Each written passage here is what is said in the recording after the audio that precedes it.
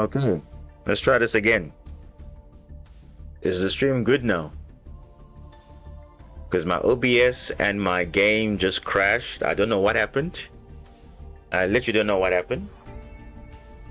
And yeah, now we starting up a second stream again. And I literally said earlier, if there was going to be some crashing and whatnot, then it's a sign that we shouldn't have played. But I don't know. Luckily we're not in the game, but I mean, imagine, like, so first the game was giving that server thing saying check devices, then OBS randomly just crashed, and I couldn't load it quickly enough to recover the stream, and then obviously it just ended the stream. So I was like, okay, let me just restart the PC, do all that stuff, and then just make sure it like boots properly, because usually that happens if there's like apps in the background and stuff like that. So I'm just giving it like a proper reset. But damn, luckily it didn't happen in the games we were playing, because that would have been super annoying. But I don't know. I was literally just saying, I mean, even if we need to now play another game, because it seems like masterduel wasn't working out. I don't know if it's a sign or not. I don't know if it's a sign, but we're gonna try anyway. We'll see. We shall see.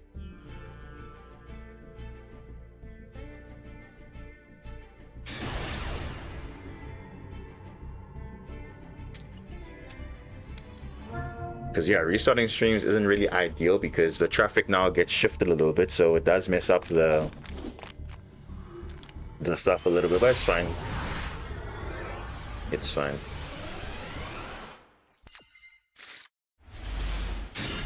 Yo, okay, back to back, like triple duels. Going second, you see, these are what you should be seeing going second, not some, you know, just going first hands, and that's it. Like, at least this gives us at least some options here, you know. We got a hand trap, a board breaker, we got small road to fix into anything depending on the matchup. We'll see. Okay, it's radiant, that's good. So we can obviously bell the Corsair because there's no chain link block, so that's a good thing. Now we can bell that, but he could have called by the grave too.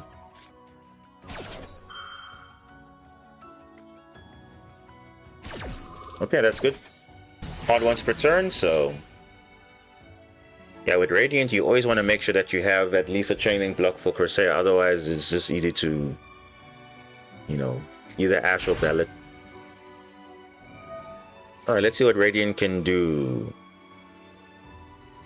Let's see what Radiant can do. I mean, they'll probably just set up the mandate and maybe pass, or try and draw two. Let's see what they can do.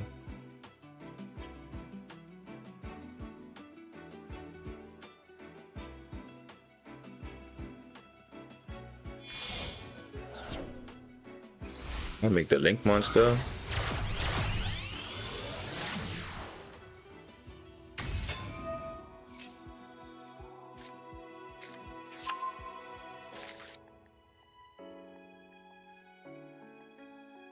Any of you guys playing the new Forza game?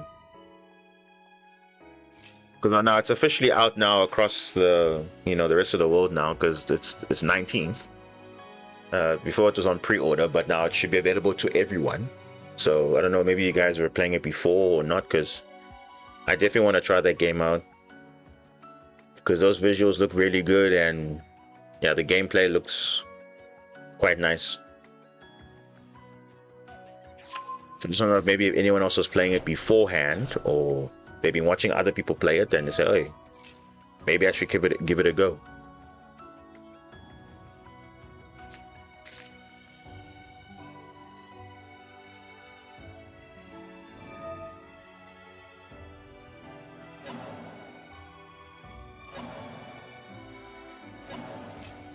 Okay, we're gonna try and draw a card.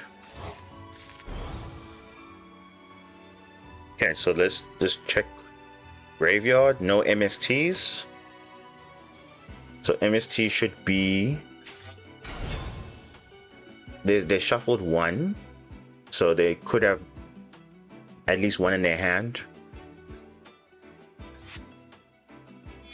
They already used... Huh. They've already used the Swain's effect twice. Like, that's crazy. They've used the effect already. Why not Eldem, though?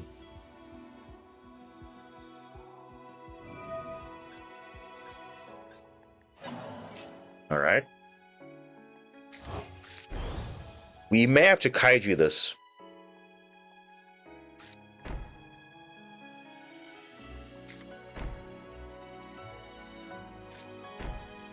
Okay, set 3. So I suspect at least one MST there.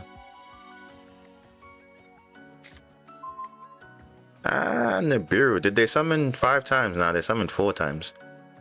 Don't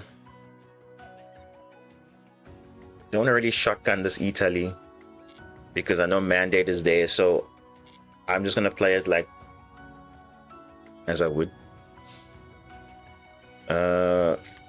Maybe we try small because honestly Nibiru we can trade for something else. We can definitely trade for something else.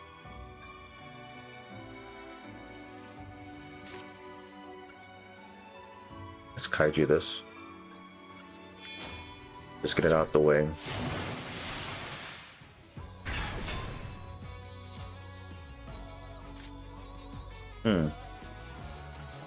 Alright, let's go Ilara. What will you do with Ilara normal summon?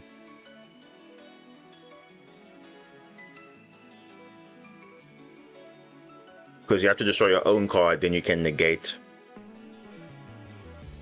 Which is fine if you negate Ilara because we got plays anyway, but it's okay.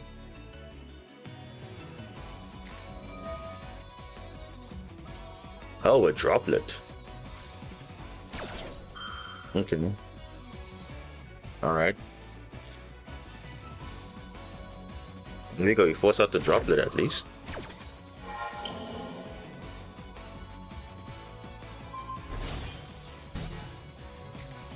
Okay. I'm probably gonna small world. Oh, he had a crusade. Oh. He has a second crusade in hand. Oh, okay, that's a bit rough.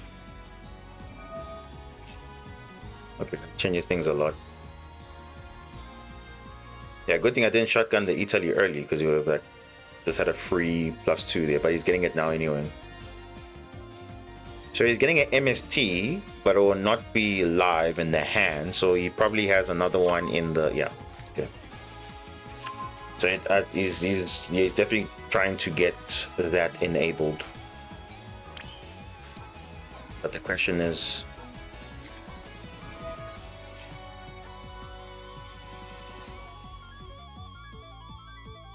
Okay. Nibiru trade. Light monster. Wing beast level 4 wind. Level 1. See, I already normaled already, so it's not really like ideal. What can I search it for? I can search for a Ghost Mariner. But it won't really do much because he's got an MST definitely in the back row. So I think I'm just gonna search draw for next turn. Don't really have plays, yeah.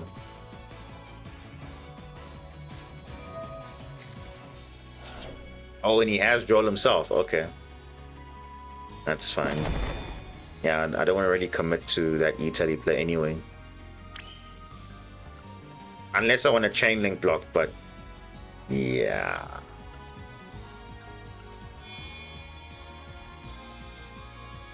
Yeah.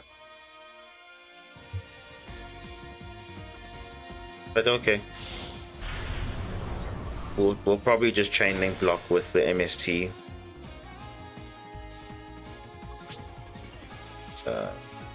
And you see, this does not die to battle because I control no spell trap, so I have to like leave it on field.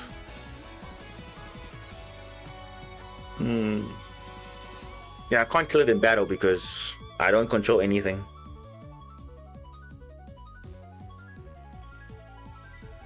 right.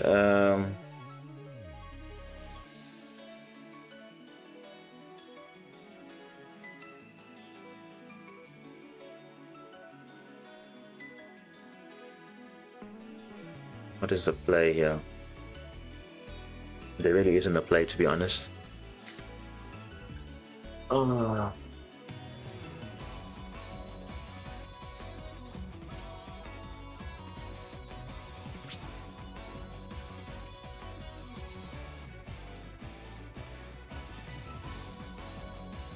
And there's no play here, it's fine. There's really no play here. Yeah, there's no play. All I have is draw for next turn. Well, for this turn rather.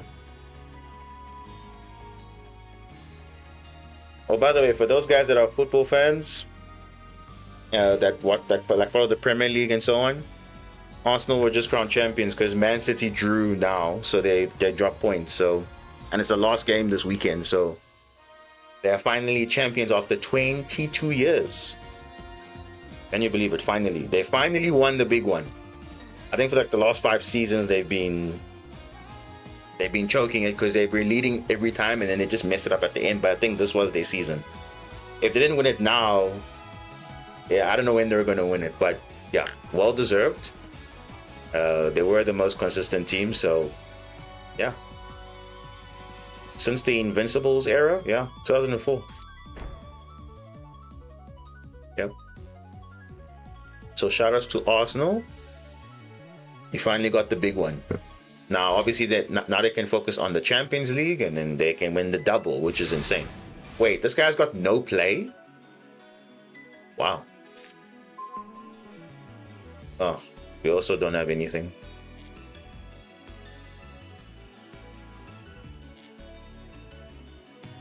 Yeah, so he's kind of just bricked, basically. Also, because obviously he's reliant on me doing something. So, I don't know. Is that a play or not? You know what I could do? I could make Little Knight. Force the mandate. And then I can obviously chain link block by, you know, banishing Corsair. But is that a play though? Because Typhon is kind of shutting down the Phonics. Because Phonics cannot summon on the Typhon. So that's kind of like a good thing. And obviously, if he wants to use the MST, he has to MST his own card, which means that you wouldn't. Why would he do that though? He ideally wants to use my card to do that. So I don't know. And I don't want to upset a card because I know MST will just make the mandate live. So I don't want to do that as well. I think that's the play. Make Little Knight. We'll force out his stuff and then go, but I cannot just leave it like this. I mean, there's no real threat at this point. We have draw, so it's like you'll search once and then we just draw again.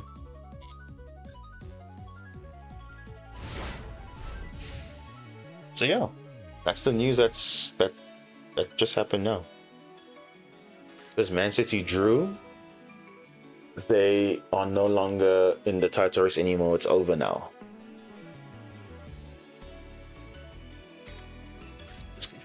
Good for Arsenal fans.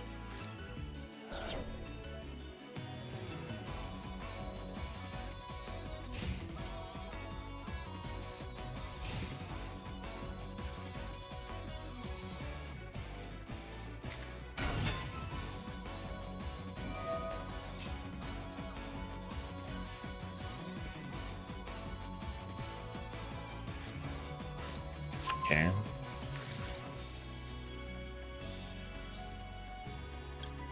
Let me just draw here.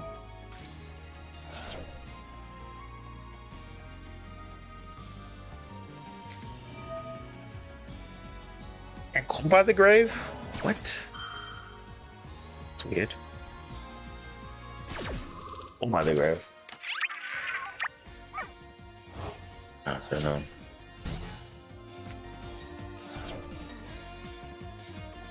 Yeah, well, first of all, the game was giving that error or whatever, and then literally this OBS also crashed as well. They just crashed randomly, so I had to just restart.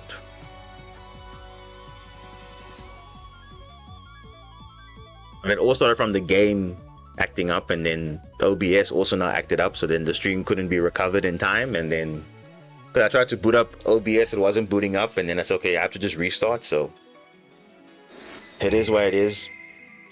Triple Tactics talent. Oh, dude, this guy's got everything, huh?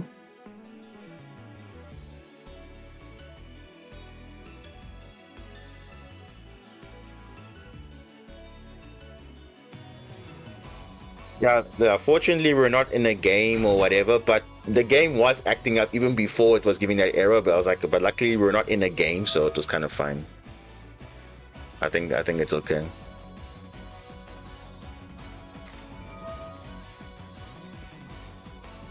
Yeah, you see, I had an MFT there.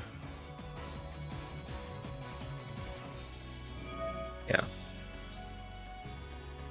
Now he's just committing now because Droll is there. Wow, so good. It's fine.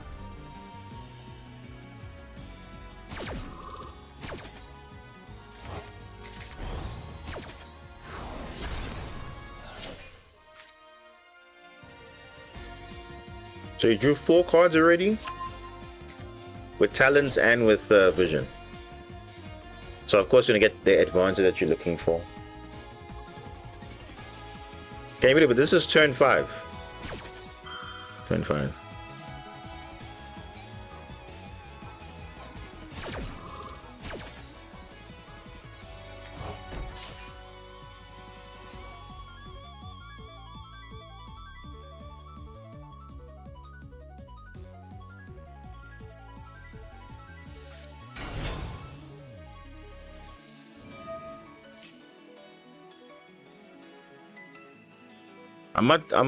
Bro, I don't know what's going on with, because even now, like, Twitch is also just acting up, so I don't know what's going on. I don't think I'm gonna even stream on Twitch now, because it's just giving issues. I don't know. So we're just gonna be on YouTube for now. And I don't want to risk OBS crashing again, because I don't know what's going on at this point. So we'll just keep it on one platform for now, because yeah, that they're just random.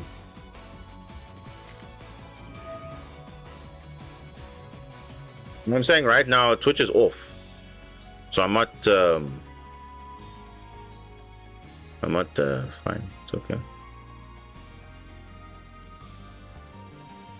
And remember, worst case, if the most of the Twitch viewers are also YouTube viewers, so it's like, it's fine. Bro, what is this guy doing, man?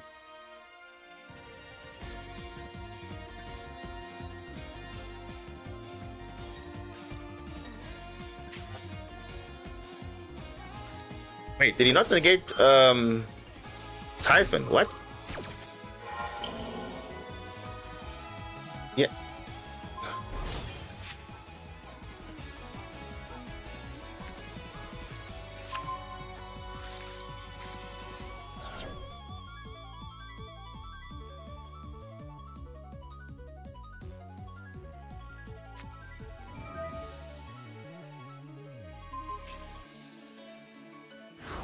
But it's fine, guys.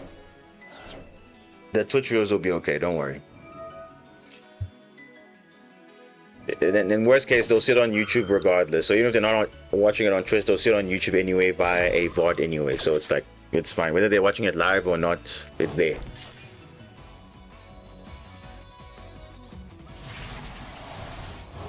Because the main viewership is on YouTube anyway, so it's fine.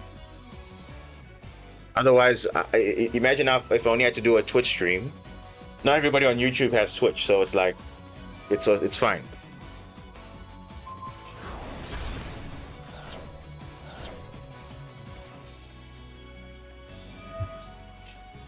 So it's literally fine. If I had to pick one, I'd rather have YouTube than, like, at least YouTube going than Twitch going, because the main viewership is on YouTube anyway. From my analytics that I've seen and everything, YouTube is still the main platform for me. I know for some people Twitch is their main platform, YouTube is secondary, but For me, that's the opposite.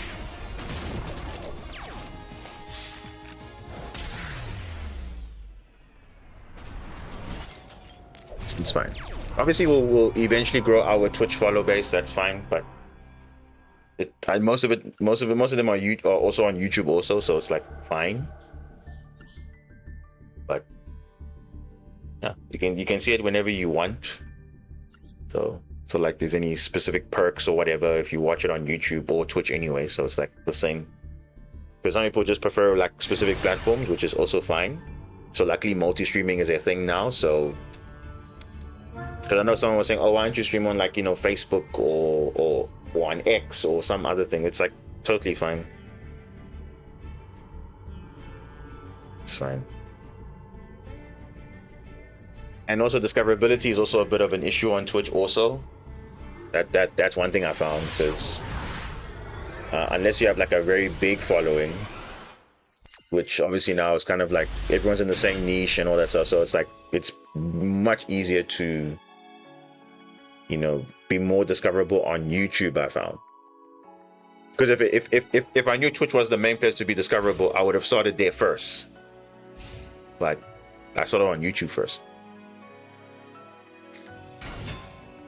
Yeah, unfortunately, YouTube's model now, they're also not even prioritizing like live streaming per se, because they're focusing more on shorts. But it's fine. Before I was streaming, I was doing videos anyway, so it's fine. But at least I know YouTube, at least there's going to be a long-term, you know, development. Twitch, obviously, that's usually when you have a good following already, then it's better off. But now, obviously, maybe Twitch back then was different, but now it's like, you know, most of the big streamers moved from Twitch to YouTube and all that, because yeah, it's not like the most craziest thing out there, but again, it's just the following, man.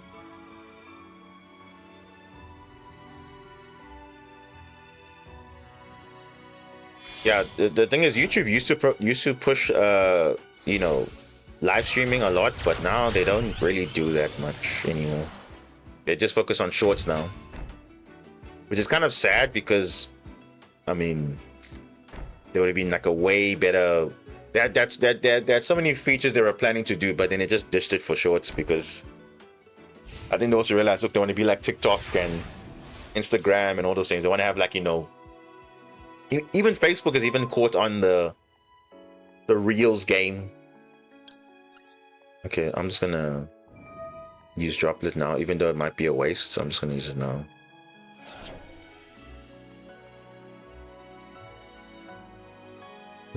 If he has Joe Beam. Oh no, is it this deck? Seriously though?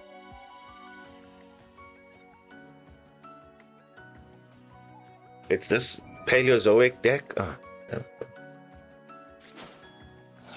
It's not Droplet fizzles now because there's no monster.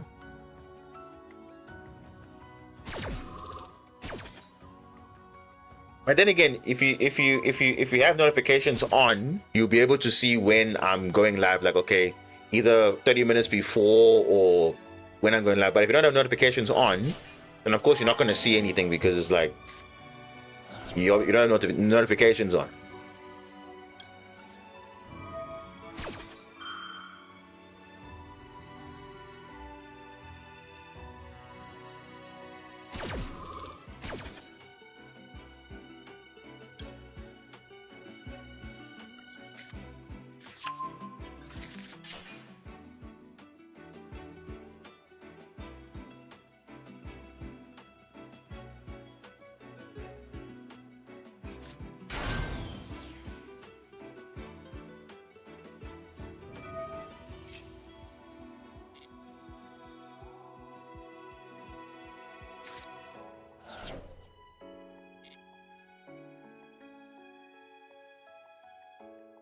This deck targets the paleo cards. They like targeting, so I have to, like, you know, play it smart here. Otherwise, it's gonna be a bit of a problem.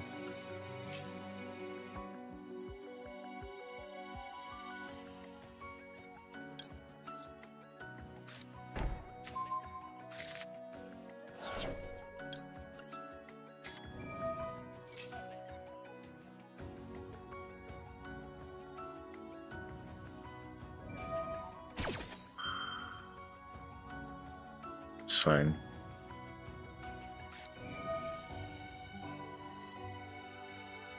Yeah, drill beam. There it is. There is drill beam. Yeah, it's fine. We're betting out stuff, so it's fine. As long as you're betting up stuff, then we're good. But we're just gonna play with K9 first, and then we're gonna play Super Quan afterwards.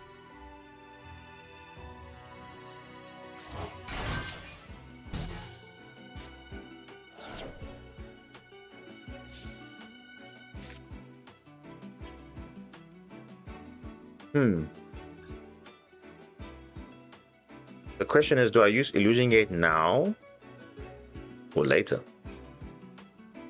Because it's got transaction rollback, that's the issue. You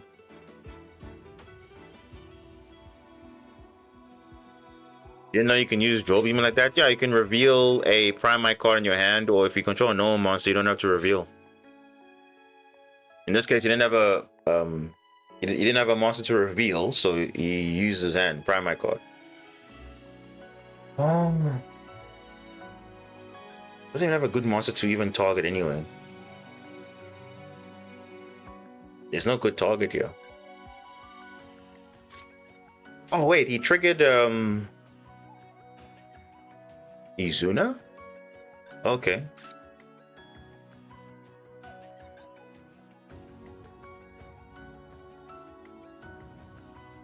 What do you mean by effect chain link 1?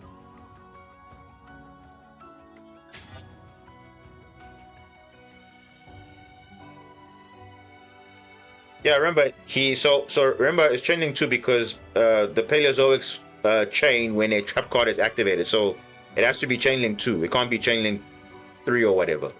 It's in response to a trap being activated, so that's why Joel being chain link 3. Because otherwise his Paleozoic will not be activatable in the chain. Or summonable rather. That's why. Otherwise you will not summon the Paleozoic, and it will just use Joel beam chain link 2.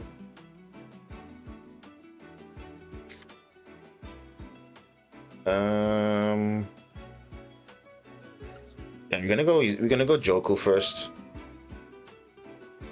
I was gonna try it with Izuna, but no, let's just see what happens. Worst case, we got Quan play, and he's got transaction rollback, so he can just like send whatever he wants. So I just want to see what he has, because this could easily be like, you know, some back row cards and whatever. So it's like fine.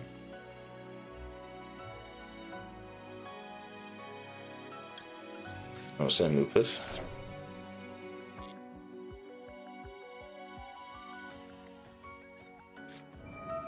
Yeah. That's fine.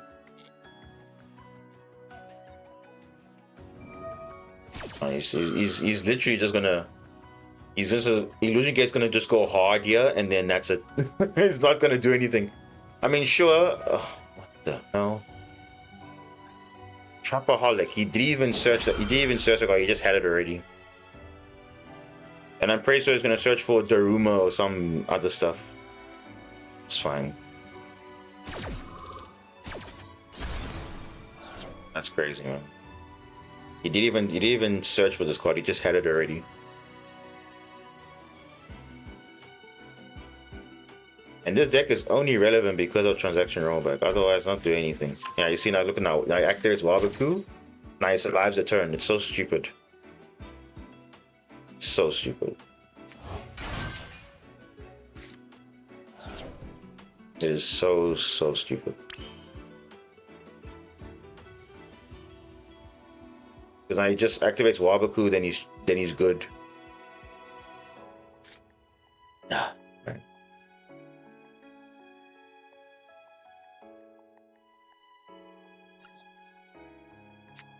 It's Illusion Gate here.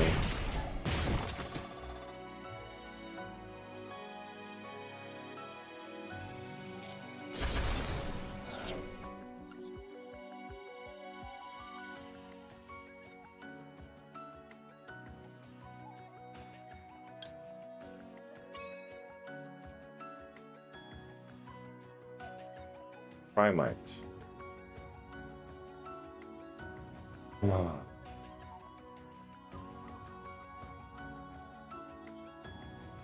I think I'm gonna steal the normal monster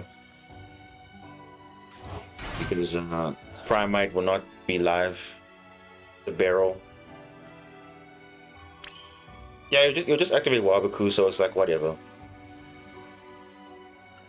Whatever, bro.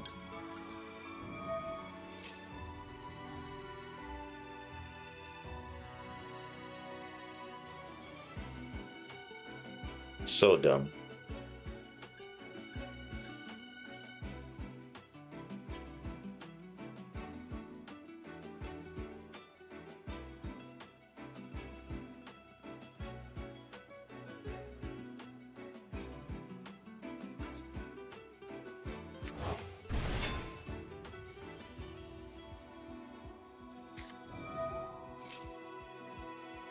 It's fine, bro. I'll still make my board, no problem. I don't need to necessarily do damage this turn. I can just make enough to kill you next turn, so it's fine. It's fine. Fine. I would have used this card with transaction rollback though. But okay. Damn, bro, I could have killed this guy this turn, but it's fine. Let's just make the max interruption that we can make at this point.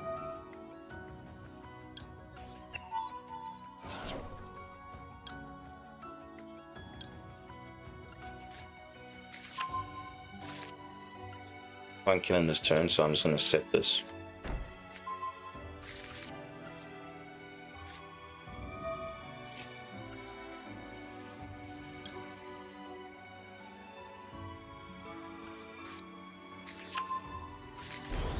No, I'm not making Magnus. There's no reason to. We'll just play with this for now. It is fine. Since they can't be destroyed by battle, we'll just make this. I don't know what we're gonna do. Maybe you can just make a Zeus and pass, and then just in case he's got something, we just clear the field. I don't know. After like we make all the interruptions, maybe. Yeah, we can do that. We can just make a Zeus and then just we hold on to it until there's a threat. Then we just like nuke the field or something. Though he is the Paleozoics are unaffected by the Zeus, but it's fine. We're just gonna see what happens. And they're unaffected by monster effects anyway, so it's fine. The deck does draw, but they each have specific cards to do that. So it's fine. We'll just keep it like this. We'll probably make Werewolf pop something. But you see, he's just got transaction rollback Wabaku again, so it's like it's just this weird grind game that they have because of free cards, basically.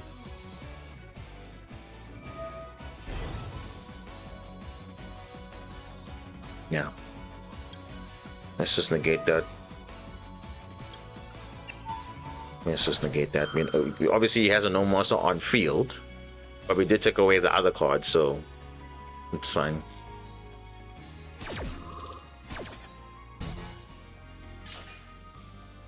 Alright, let's see what he does.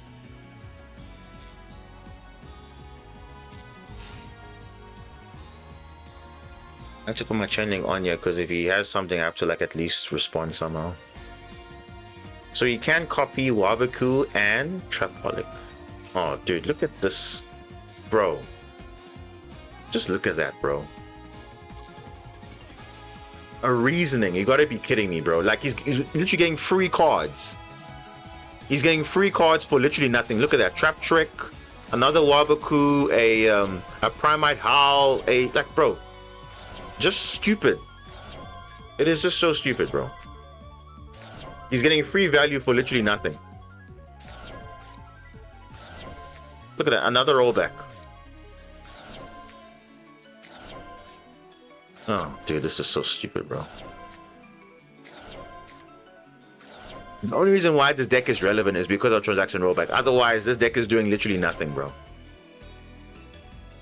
Because now I'm gonna probably lose the game because of that.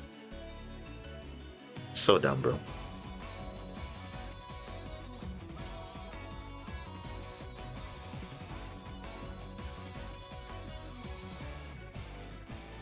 I think I have to kill the ether barrel.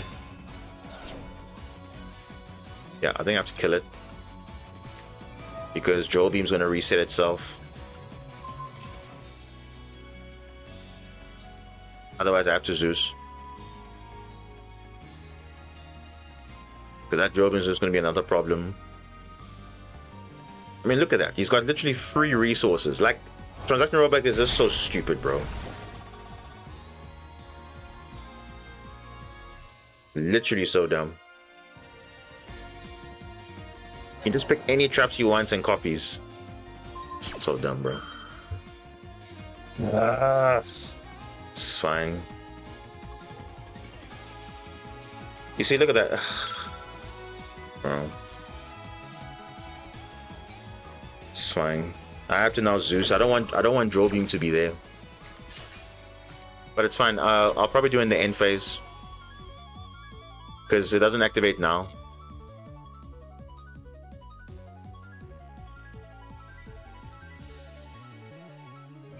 That's fine. You can't reset multiple times.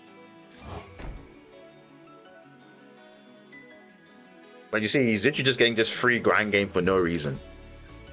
Literally free. And he can infinitely just loop back the card. Wait, what? Oh, he's countering Zeus. Okay. Alright. It's fine.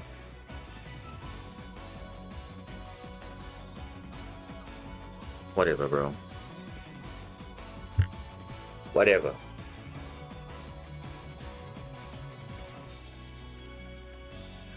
Like, literally whatever.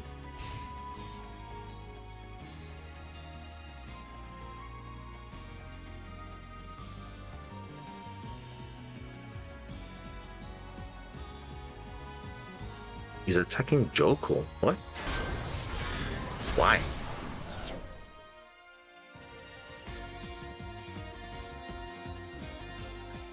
Dude, why did you do that? Why did you do that? You should have not battled a canine, because I can just restore that card, but okay, it's fine. I don't know. Okay.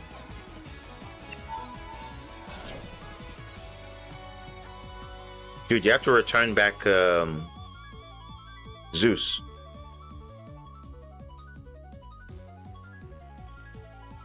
Oh, why would you return this though?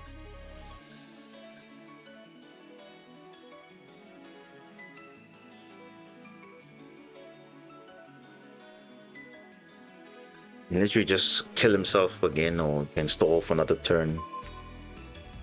Yeah. Bro, the deck of this, the whole goal of this deck is just to stall the game as long as possible. It doesn't have a quick FT, like one turn kill or whatever. It's literally just a control deck, but it's there just to stall you out. That's it. Okay, Italy is quite good.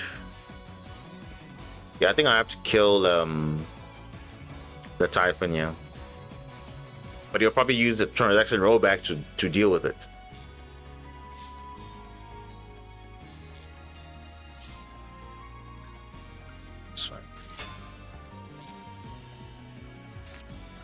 Let's just normal first.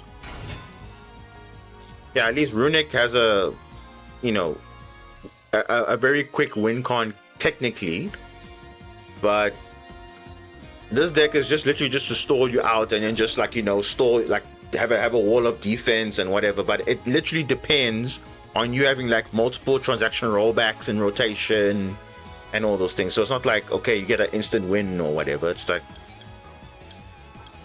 you have to have a setup. That's the one thing about this deck. If there's no setup, they're not doing anything.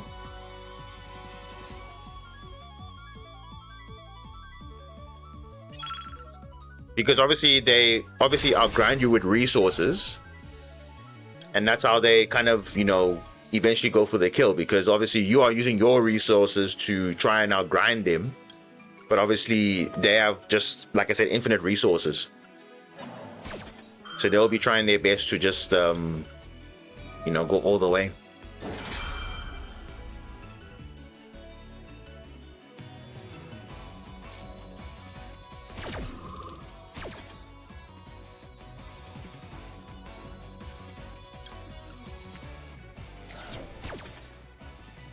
And I'm pretty sure this guy plays Duruma Comic Cannon also. I'm pretty sure. Actually, ooh, you got a play here. Hold on. Let me see if this will work.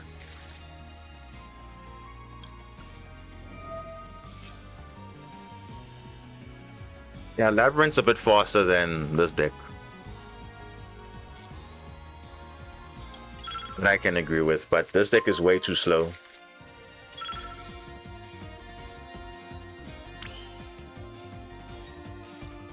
Okay.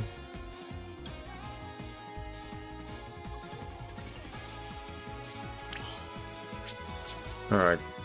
Let's see. Will he use Drill Beam on this?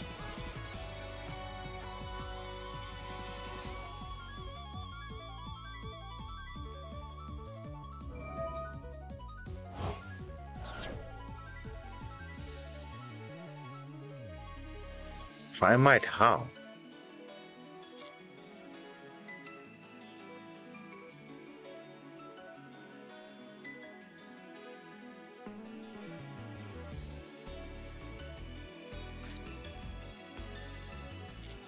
What? The what? I'm confused, bro. What just happened? He took the wrong monster? Ugh, let's just sit, bro.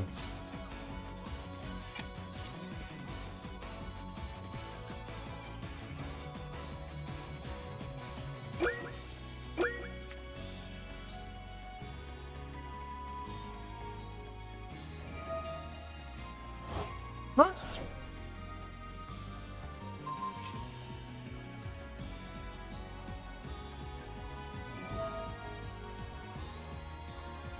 One monster your opponent controls that's higher than that monster. Vivid Tail. This is ranked.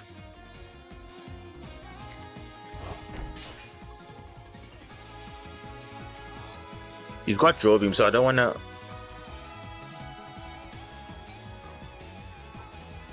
What?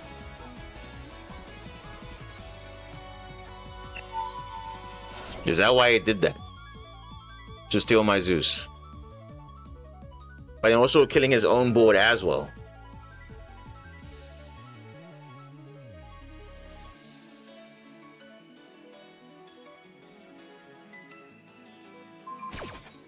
Okay.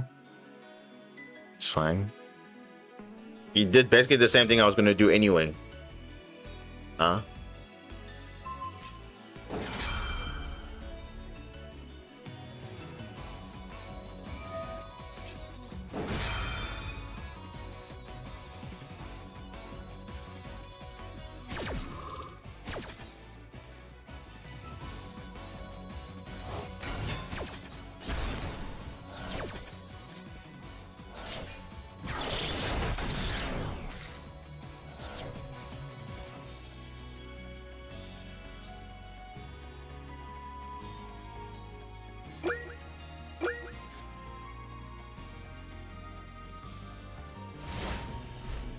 Okay.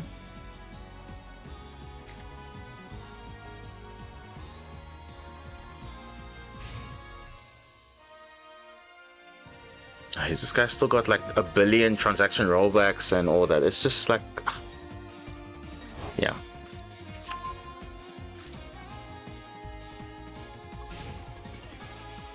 They play very slow. That's the thing. This deck is super slow. At least Labyrinth is kind of like, okay, set, quick, attack, done. This is like, okay, I want to get my graveyard with like 50 cards and then I can play the game. It's like such a very slow strat.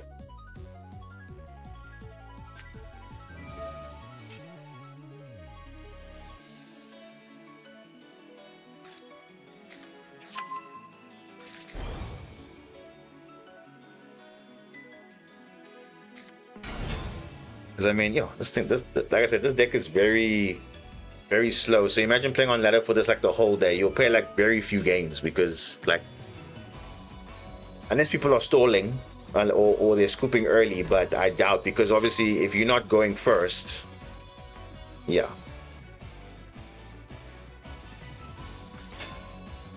And I believe they win first.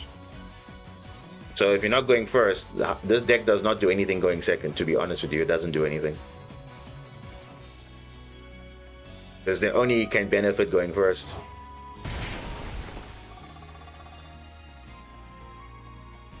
I just called by the draw and my opponent quit. Well, that's what I'm saying. That's how the game is, you know? They don't like getting their stuff get negated, so they just scoop. Yeah, look at that, free cards because of transaction rollback. What a beautifully designed card. No one cares about the first effect, they only care about the second one. Just copy any normal trap you want. You just copy the effect. You don't even have to have the cost.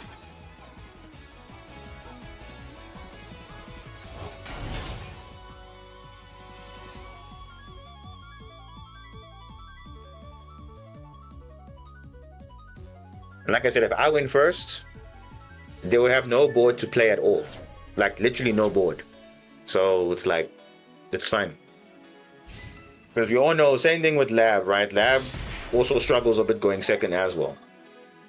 But that's the thing with trap decks. They only can do something going first. So it's fine. And of course, they had all the resources to just like search a Wabaku for free and all that. But this duel have ended a long time ago. Long time ago. So it's fine.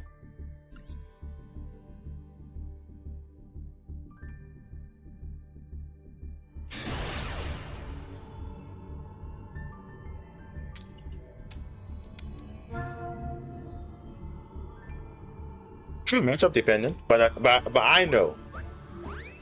Most of the time, the trap decks, they go second. If you look at the interruptions, it's usually more. So it's like it's way for them to deal with.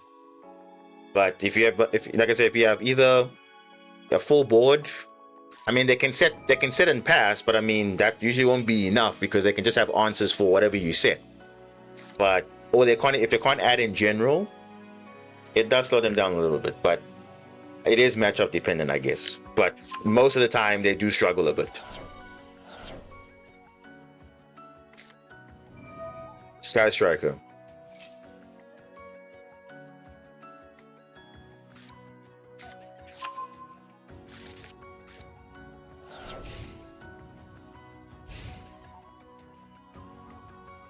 No, Bacon, there's a lot of decks that actually just change the name of cards. Even the new Fairy Tale deck, they become make your monsters become Prince or something like that. Then you can use it for Super Poly and whatnot. So you change the name of the card so they don't become like for example a Super Quan card. That actually messes things up. Or in this case with the Heraldic deck, the Unknown, it messes up because there was kind of a weird thing I saw, and I'm pretty sure you guys also where the guy had I think it was I think either was a duel room or something. Like he literally had 4 Appaloosas on field just because their name was changed to Unknown. And obviously it says you can only control one Appaloosa, the Bow of Goddess. But because your name is Unknown, the name is Unknown. Makes sense. So it's like the restriction is kind of like bypass, because even though let's say if there was a Zelantis on field or a Mirror Jade, those cards say you can control one of the card, but that's it. Yeah, I think it was a tale of. I think it was from Farfa or one of the two. I just saw it there. Like, oh, okay, this is kind of interesting because, like, we're talking now about changing the name of cards. It doesn't always. Obviously, it's not like super relevant, but in the in that situation, obviously that's not going to happen in a realistic duel, obviously, because obviously Apollo is banned. But the fact that Fairy Tale can change your name of cards to the prince of something, whatever. Like basically, you are a prince now, so your name in the text is now called Prince. So you can't even like for example, like I know with Super Quan, they say you need Super Quan monsters to be on the field or whatever. So if you don't control them, you control Prince monsters. So that's kind of like a very niche situation, but it did happen. But obviously that video was not really realistic, but it was still a good showcase to say, okay, look, like that's how broken changing the name of a card is, because it like bypasses the card restriction of, oh, you can only control one card. So yeah. Oh, the sand is not so great, eh?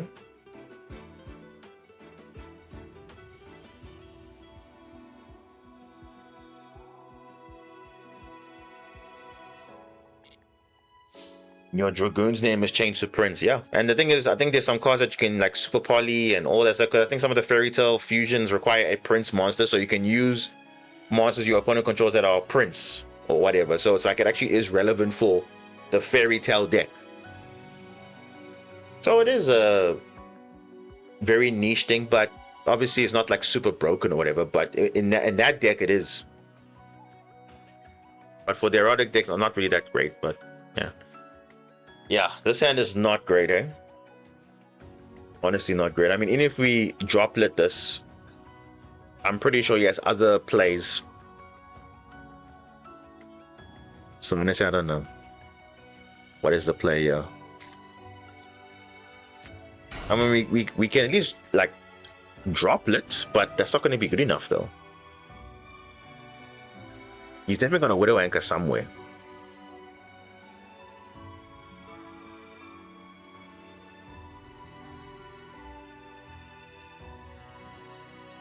If he summons 5 times, but he's probably not going to.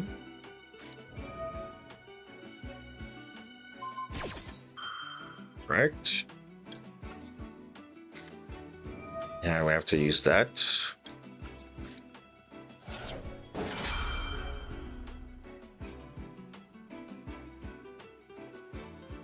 Maybe he has Call by the Grave as well. Oh, he's playing Ego Booster. That's new. Yeah, so it makes the droplet kind of not work per se, but it's fine because we're getting the effect of green. So even though it's not going to be affected, you see, you're trying to attempt to affect a card, but obviously it's unaffected, right? Does it have, yeah. So it's fine. The main thing is you dodge now the Widow Anchor, but it will still get stopped by the 0, so it's like the same thing. Doesn't really make a significant difference, but yeah.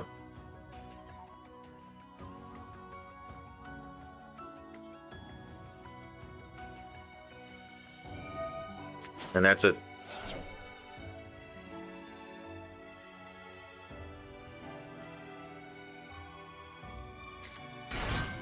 Does he not have linkage in the back row? You could have just let Droplet go through, make linkage, summon another 0, and then that's it. I don't know. Yeah, that's not good at all.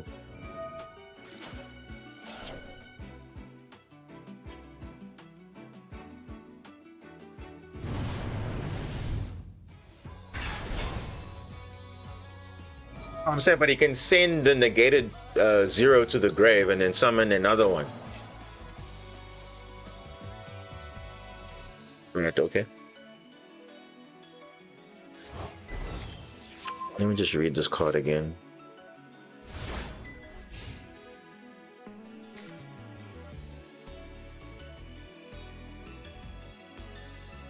Yeah.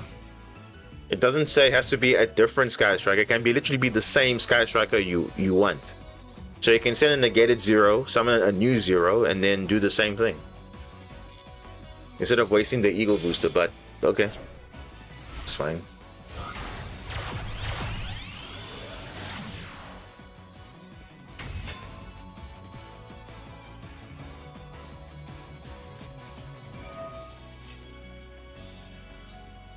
Yeah, not once per turn, cards. It's just like very nice, eh? And you think this deck was out for so many years now, and it's like it's still relevant in the modern game because of how broken their cards are.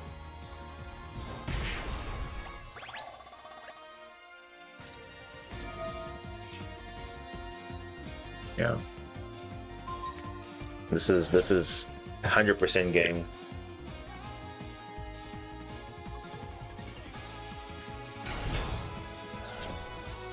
Huh? Ayate.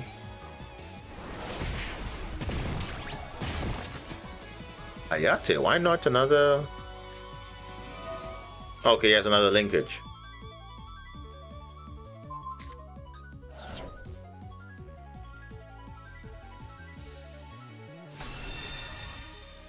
I mean, but you see, and remember, obviously now, over time, they've given Sky Striker some support cards, so over time, it's just become better. But if it was the same deck as it was when it came out, and with that few support, no one would really care about Sky Striker at all. But because they keep giving new support for it, people will always find a way to, you know, optimize it. It's the same thing with heroes, right? Heroes are always going to be relevant in the metas because they keep giving support for hero decks. But if they just did not support the deck, then it's like, okay, cool. Like, look at Black Wings, for example. Black Wings is not doing that great because they're not giving support as much compared to Red Dragon Archfiend, for example. But you would ask yourself, okay, maybe 5 years ago, no one cared about Red Dragon Archfiend because it was so bad, it wasn't consistent enough, whatever. But if you just give the deck decent support, there will still be some continuous, you know, player base for it. And Sky Striker obviously is a very fan favorite deck. So of course they know, not just in the TCG, but especially in the OCG, people love Sky Striker. And because obviously it's obviously a waifu deck, if you can say it like that. But this deck is very popular. Similar to Heroes. People love Heroes. As much as people hate it, a lot of people love Heroes, guys. And you know, with Konami, they're always like giving decks that have, you know, a popular fan base. So that's just how it is. Oh, we just deranked? Wow, that was very quick. Yeah. Nah, people don't love Marincess, bro. Let's be honest with ourselves. No one really cares about the deck. It's not really that popular compared to like Salamangreat. Compared to Salamangreat, which one's more popular? I think Salamangreat's more popular. So Marincess isn't that popular enough. But yet Adignista somewhat wasn't that popular. But of course the character, people like the character, so they gave the character, you know, more support. And obviously he was the rival technically at the end, so you know, they have to give something there for the rival, guys. But damn, I don't know. Memento. Ugh. Bro.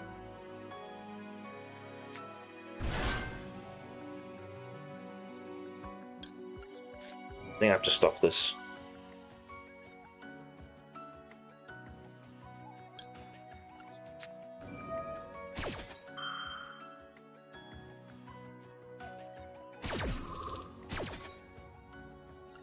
No, but the thing is, Memento is not a. You see, one thing was also remember, Memento and Sky Striker. These are not anime decks.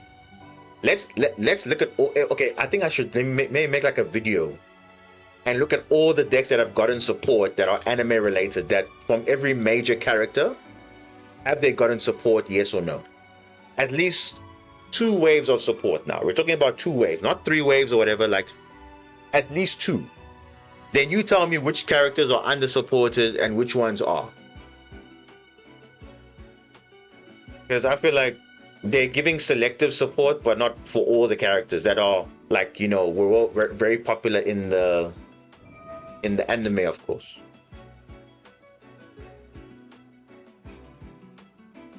Like we can literally open up all the major characters, like the protagonists, the antagonists, the rivals, and see like, okay, oh, droplet, of course, bro. This guy's got a droplet. Okay. To be honest, Joey just got support. Okay, that's fair. But that's recent now. And remember, they're going back to the roots of, you see now with, you know, the whole Chaos Origins was kind of like going back in the beginning. But saying now with this, and I suspect the next one's probably going to be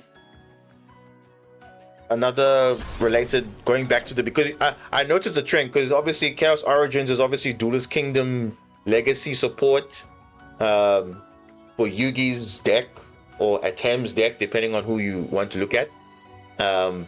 Then obviously now with Joey, obviously Beyond the Brave, it's obviously celebrating obviously Battle City arc, the combination of, you know, a duelist getting better over time.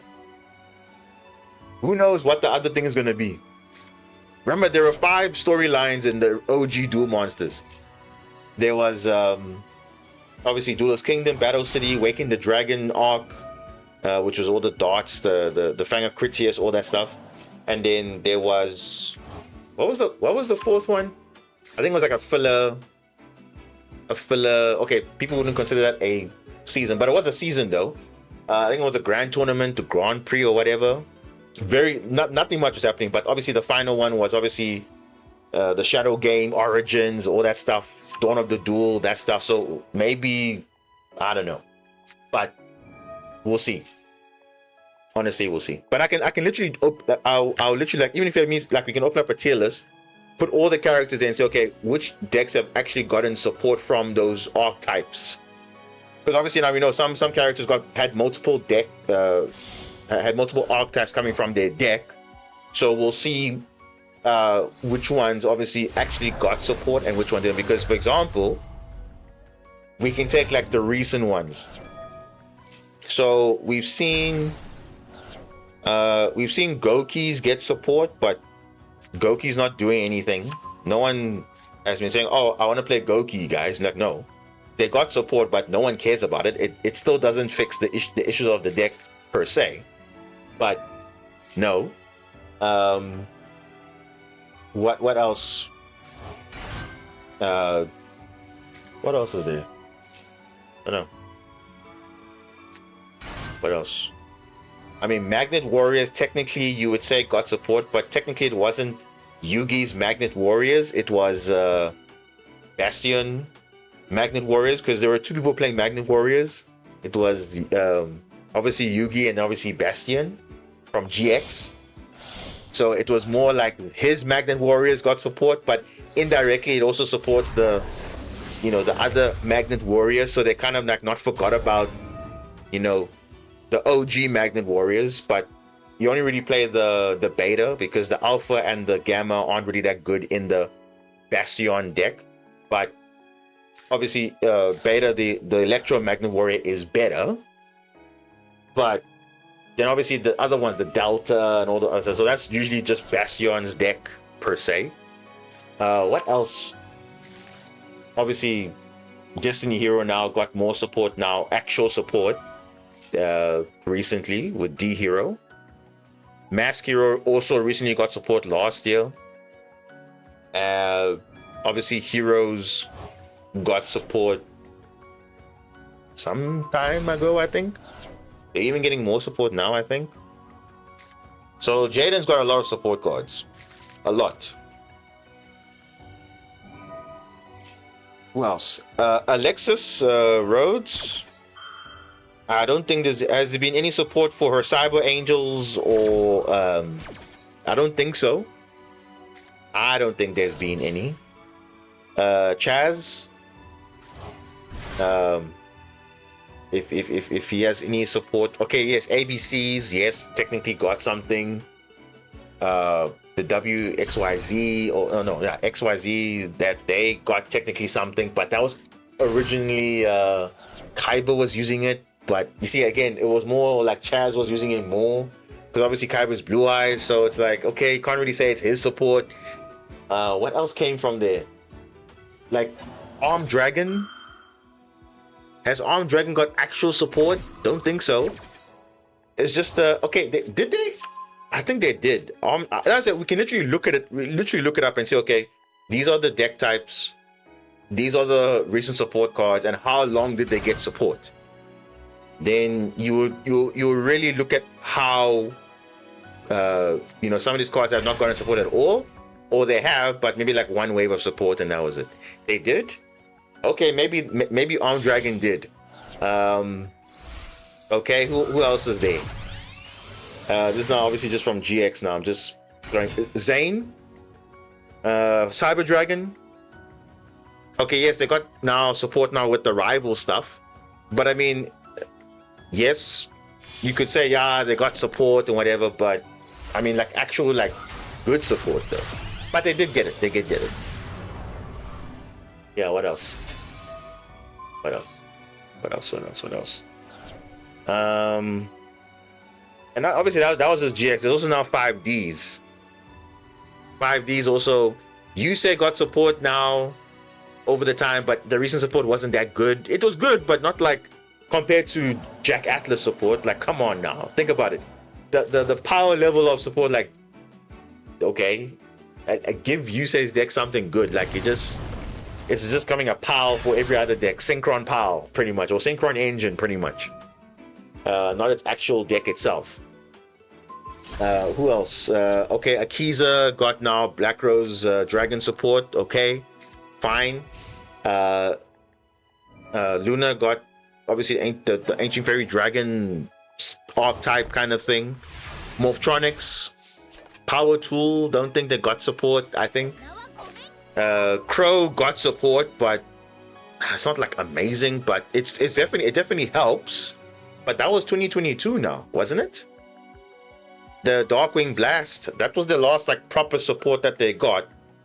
That new Secret Monster that they announced recently was just so trash. Like, that doesn't do anything.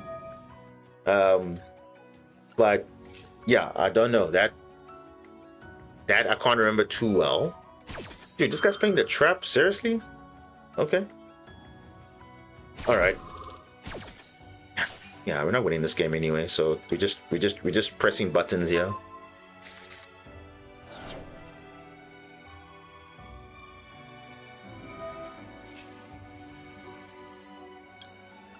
I kind of want to clear the unknown here.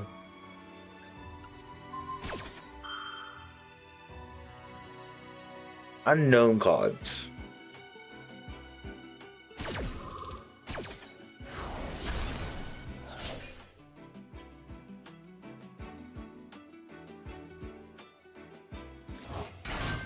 All right.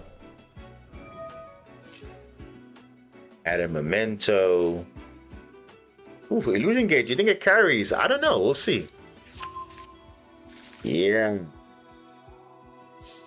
It might carry. We can steal the boss monster and then that's really good. But then again, he's got Little Knight on field. So he can't negate spells, that's right. But Little Knight can dodge. If he's smart, he'll probably dodge. Yeah. Yeah, because obviously now I can literally steal this for free if it goes to the grave. So you obviously protect. It's fine. What other monsters does he have? Okay, we have the Creation King though.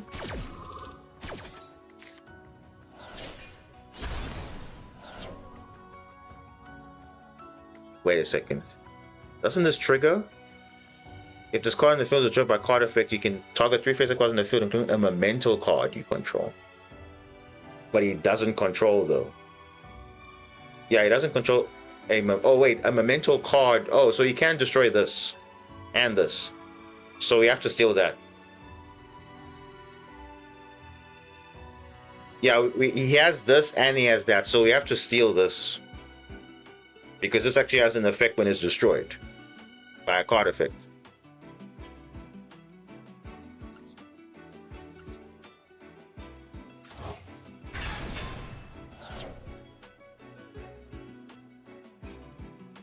Yeah, honestly, we can't do much here.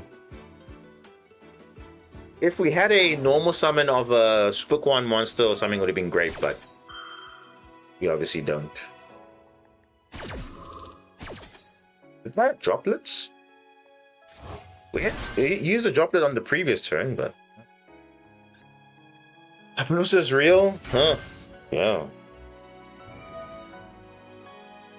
For sure it is.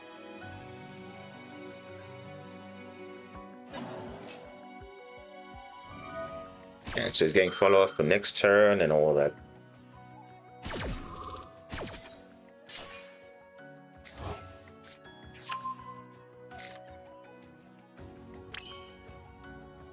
Yeah, we don't really have a play. If I was playing Doom Z, this would have been a play because Power Patron can target any other effect monster that can rank up into the level that it has. So if I was playing Drastius, I could have made a play, normal summon, rank up into this. Or even if it was level 10, I could have done that. But right now, Power Patron isn't a play. But once we get the new support, the new Pendulum monster, we can make that a Jupiter and then good to go. So, but right now we don't have a play, so it's fine. Let's just leave the game, man. It's fine. We know we're gonna lose anyway, so it's fine.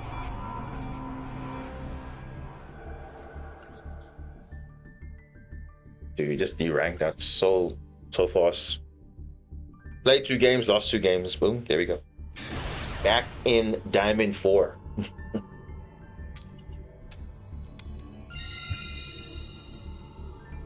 So yeah, we can definitely look at that and see which decks have actually gotten support from the characters now. Because there are a lot of characters that have either gotten no support or they got like 1 wave and that was it. They never touched it again. But we'll see. We will see. Maybe someone can do the tier list in the chat and then post it in the Discord or something, then I can look at it later. Get all the maybe you can start off with all the, maybe you can do protagonists, do the rivals, do like so we'll do like different tier lists and then we just rank each one.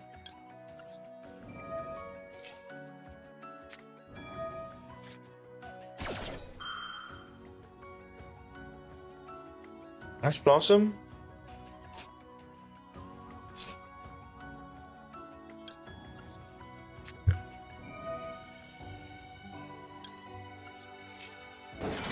Just getting some of that imperm. Yeah, there we go.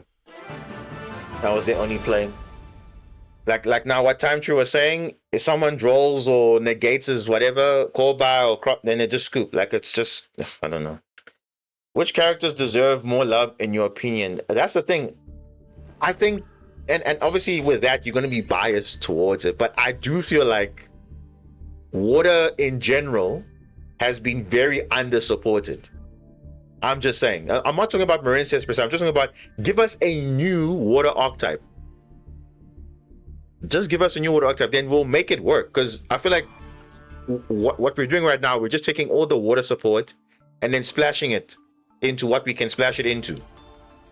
But it's not like, you know, enough compared to like, remember Fire was doing nothing, but then they gave very good Fire support, and then all of a sudden now Fire is relevant for Kingdom Come, but obviously not so much anymore. But I mean, Fire King pretty good, Snake Eyes, Rescue Ace, you know, very good Fire support. But Water, you only released Shark support and Mermail support. Okay, yes, it was helpful, right? But give us something like a brand new Water archetype. No, they won't do that. Who uses Water in the anime? Mako Tsunami from Duel Monsters. Oh gosh, Odeon, bro. You see, the one time you get Maxi, like it does literally nothing. Well, it does, but I mean, if he has like something, then yes. But I mean, seriously, bro, Odeon. Yeah, Umi has support. Umi has support, but obviously it's like not as great right now. But during the tier format, it was very strong. Like that and Phantasm Umi Spiral was very strong. So that was Meko Tsunami. Then after that, no one else was playing water from what I remember from the animes. Until obviously in Vrains, when the lady who was playing Blue Angel, she was playing Trickstars, and then obviously now got the Ignis or whatever, the Aqua Ignis and so on. Then obviously the Aqua Ignis gave them the Marincess cards. Then there we go. Then she switched from Trickstars now to Marincess. But technically, Trickstars is her main deck. Marincess is considered her secondary deck. So yeah. And when was the last time Marincess got actual support? In 2022. 2022. Yeah, I could have Maxi there, but I mean, you end up just doing nothing and then I just waste my Maxi, so I wanted to commit a little bit more. I'll probably use it on my turn, to be honest, because right now, you'll be setting up his field. I'd rather have him set up on my turn.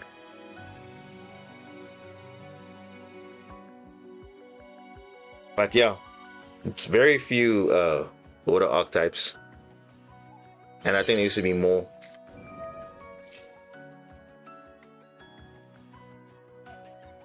Actually, no. I'm actually gonna Maxi now.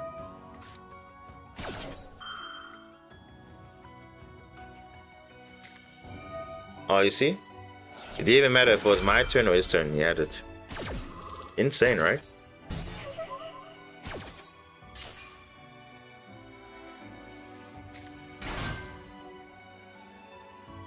No, Nibiru might be doing something though.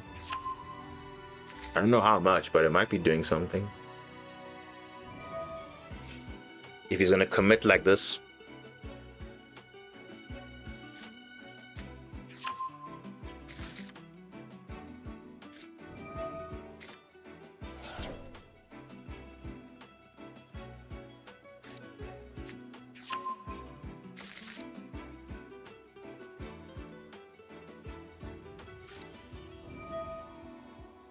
Oh my gosh, what? Metamorphosis? What are you turning that card into? Level 6. What? Level 6. Bro, seriously? Ojama King? Dude, how toxic do you want to be, bro? Like, what even is this? This is Odeon, bro. You telling me you can't win with just Odeon alone? Seriously? Ojama King in 2026. This game, bro. And look at that, I even had a play.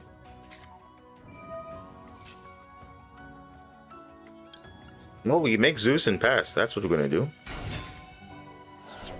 We are gonna make Zeus and pass.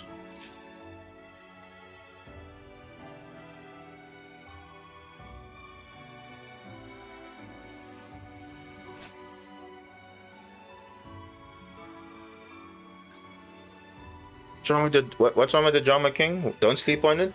It's already done its effect. What else does it do? What else does it do? Doesn't do anything else.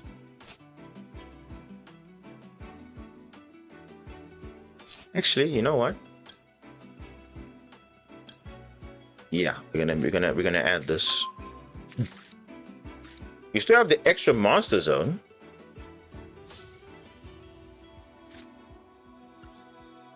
But let's see, I want to force out stuff.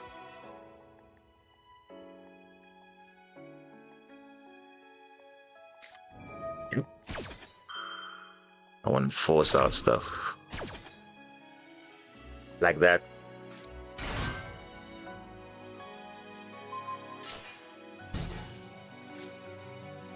Because I would have normal Alara here, but I feel like I want to play around stuff. So we're gonna go for the rank 3 Xyz and Zeus. Oh goodness, bro. Solemn Strike, you just hard drew that. Clearly you did. Alright. Well, now we can go into that Zeus play. And we know with Odeon, unless they have the... Yeah, they do have the other card there, but it's fine. It's okay. We still have players, guys, so it's fine.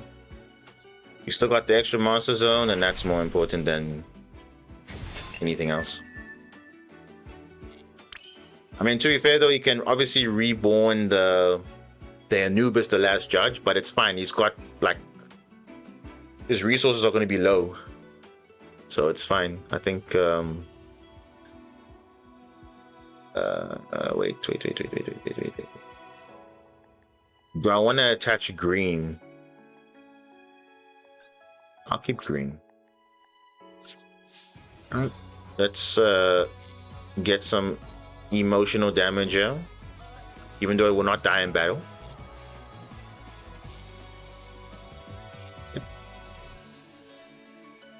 You might be thinking, what's happening here in the damage step? It's the Doomsday equip that's giving the ability to boost attack, but don't do that because it will actually kill the Xyz monster that you are boosting with. Yeah, so don't.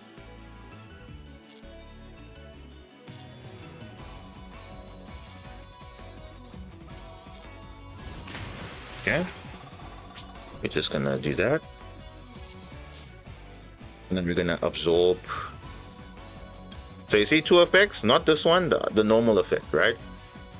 We're going to attach the blue because obviously we obviously want to have space, but we're gonna make a Zeus anyway, so we'll have the space, but it's fine.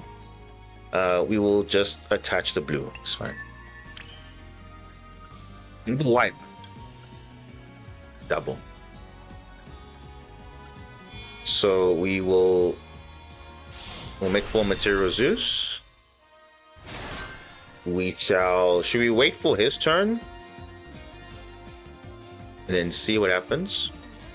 Because right now nothing's happening, but obviously on his turn it will happen. But because you do have another spin next turn, but I mean, yeah, it's fine. We'll just wait for end phase in case he has something, and then we will Zeus when he summons probably the Anubis Last Judge, so it's fine.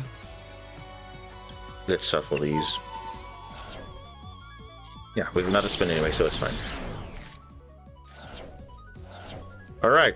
One card in hand with Anubis as follow-up. Let's see.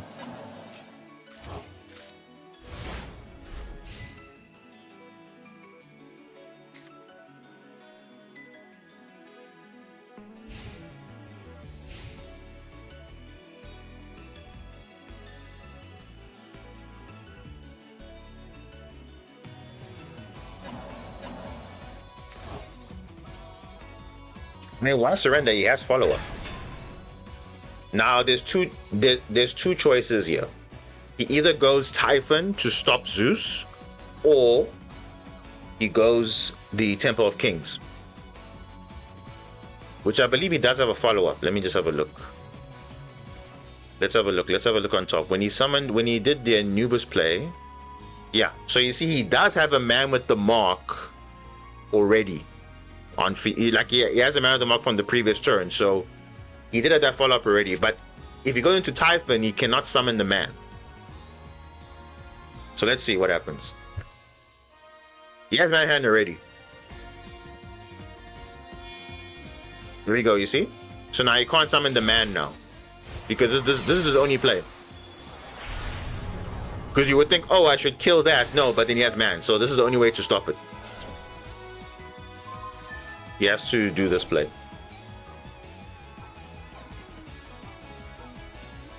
So now you can't summon the man now. So all we need is a very good card, then we're good. Otherwise, we kind of screwed now. Give me a K9 card, that would be great. A good one. god, bro. And not this canine card. Oh goodness, dude. Seriously. Yeah. You caught it right now because the thing is, I know what most of these decks do. Because from playing it so many times, most of the time I know what's going on and what the plays would be. But obviously it is what it is. Got the canine card, but the wrong one.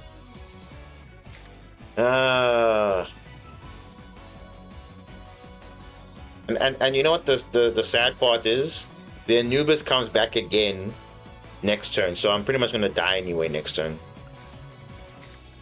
So yeah, let's just go defense, because I can't make Typhon on my own because you only summon once. So, dude, it could have literally just been a Noroi. I would have been happy. Because I could have dealt with the Typhon and then now...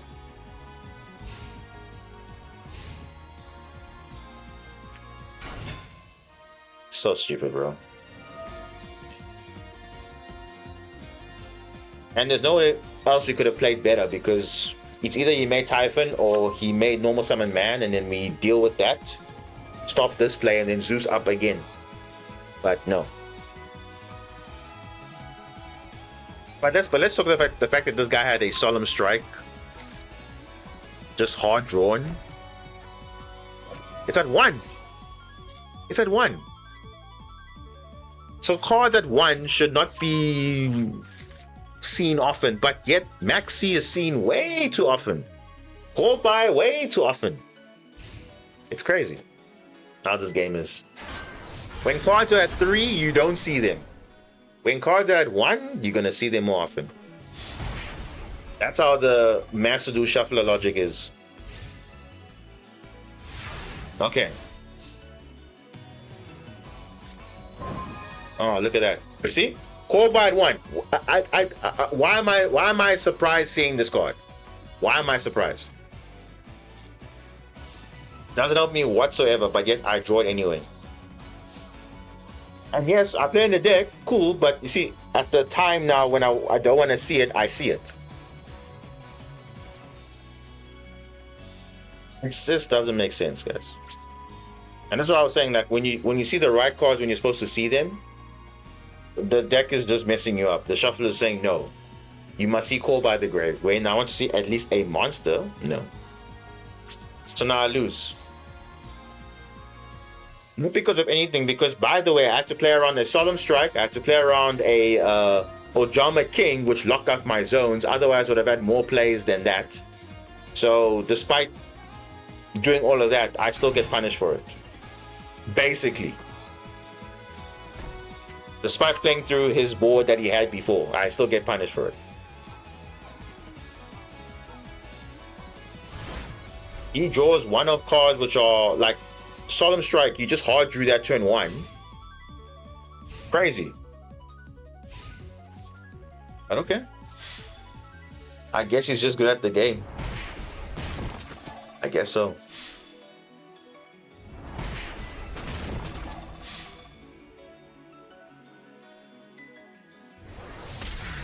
Going second works and improve the playability of versus Molcharmies, then the Supercon build will be viable.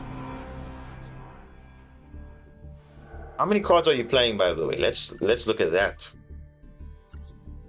Because if you put all those cards in, what's the deck list count looking like? Is it 50 cards? Is it 40 cards?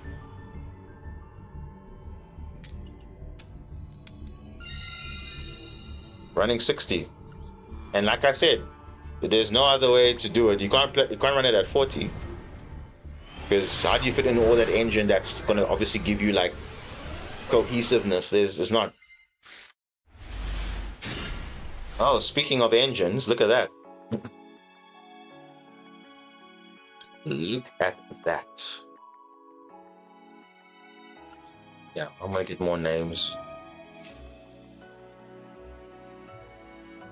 It's definitely got something. Oh, look at that. Italian scoop. I don't believe that. Yeah. You know what I'm saying? I know what you know, because to play multiple engines, you can never run it at 40 cards. Even like I said, even for Mermail, Marin says, you can run 40 cards, but it's going to be very awkward because now you'll be seeing cards that don't do anything on their own, and you don't want to see that. But you see now, when we have a cracked hand like that, now they want to scoop early because they know what's going to happen. Even if you have hand traps, I can play through it. But nah. Let's see. Let's just see what they're on. Let's just see.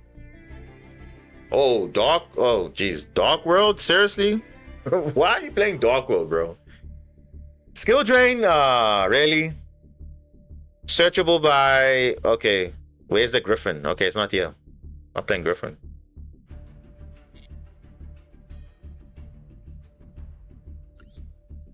So I'm saying, in Yummy, it's like 12 cards. That's like cool. The rest is whatever you want. But that's what I'm saying. It's just as much as your deck can do a million things turn one, how does it do going second? That's all that Master Duel is asking you. Because look, most of the time you're going second. You see, at least okay, I have a black layer and at least I have an attribute so I can work with it. But obviously it depends on the matchup now as well.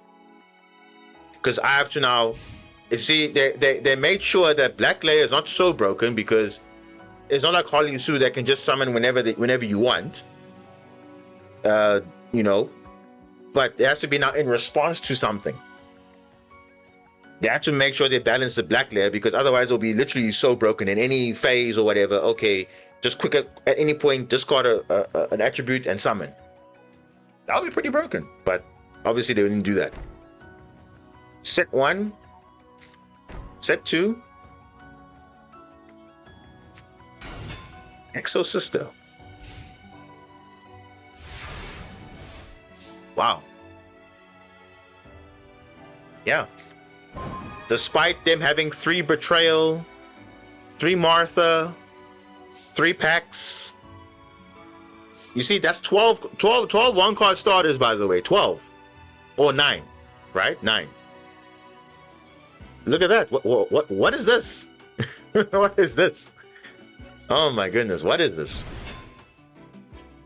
This is not... What is this? I don't even know.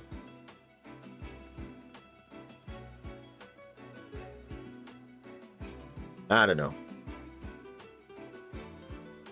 Exo Sister don't have plays. And they went first. You love to see it, eh? And it could only be one thing. They bricked. And he's playing what? He's playing 40 cards. You can see that he's playing 40 cards, right? He bricked. And we'll look at his deck list afterwards, and then you will tell me if the shuffler makes sense or not. We will look at his deck list afterwards.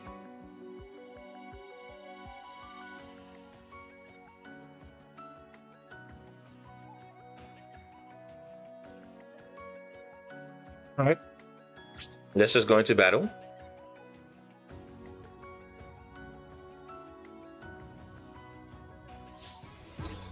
Now, for all you know, this could be non-engine. We don't know. But it could be Vadis, but Vadis is not doing much. Because I'm not moving a card out of the grave or whatever.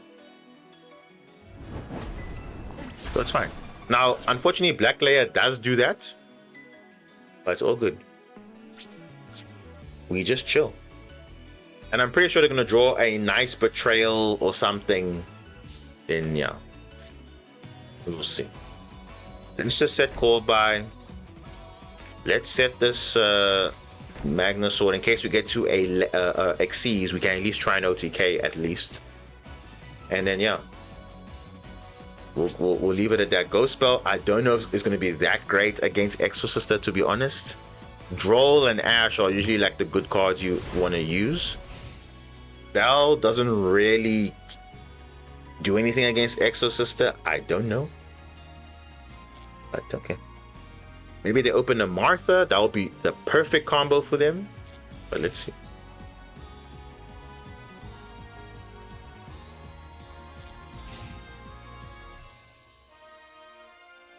Slash draw? Why play that? Oh, you see packs. Oh my gosh, bro. He just drew the he just drew a card now. Ah, damn it, packs.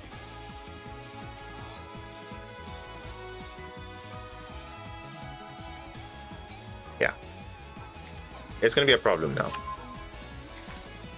Now it's gonna be a problem.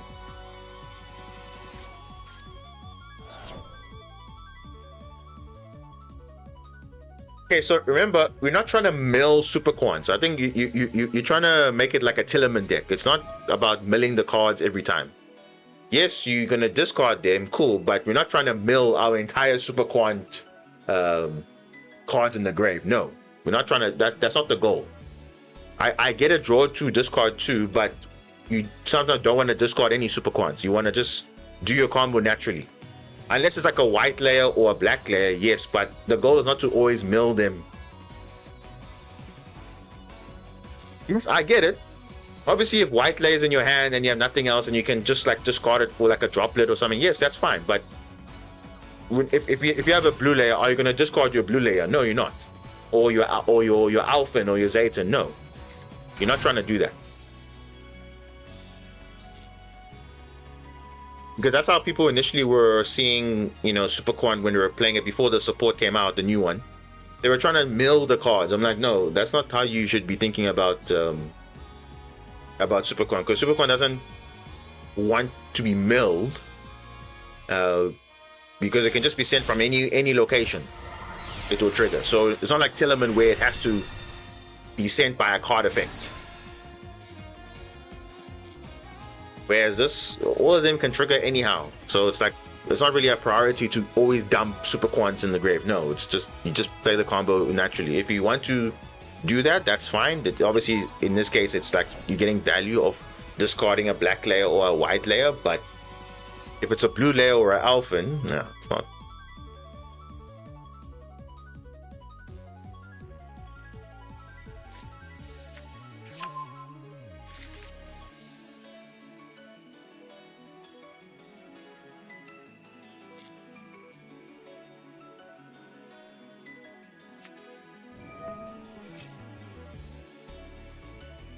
Huh?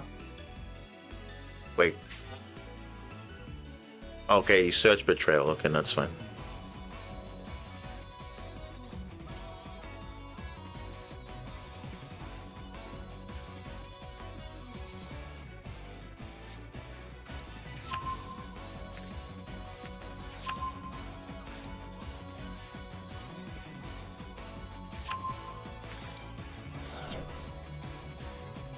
Yeah, we're definitely losing this because he opened a starter, which is Pax.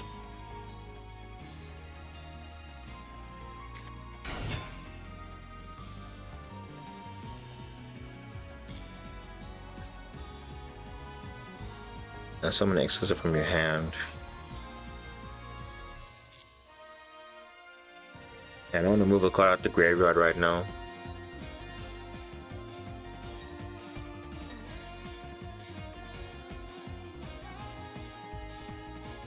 Now Bell can stop Micallus, because Micallus does interact with the grave if you're attempting to banish, but obviously that's if you... I don't know.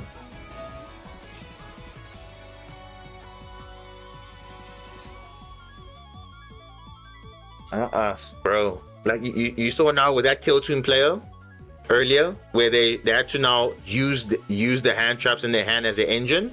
It ended up messing them up at the end. Like, if I don't have a play, I don't have a play. That's fair enough. But that's why you play hand traps in the first place. If you get stopped, you keep them. Because in any case, they should have just kept that Veiler and Ash, because that could have actually been useful in my turn. But of course, they want to obviously extend. That now costs them now disruption. So if you have a hand where you have hand traps and now, okay, you want to discard. I mean, I wouldn't want to discard hand traps unless I need to. Like if if I'm under Droll or something and I need to discard, yes, then I'll do that. But no, it's like not just it. They could have just said, no, I'm gonna pass on Rico. I got a Veiler, I got an Ash. I'm good. And other stuff, but I don't know.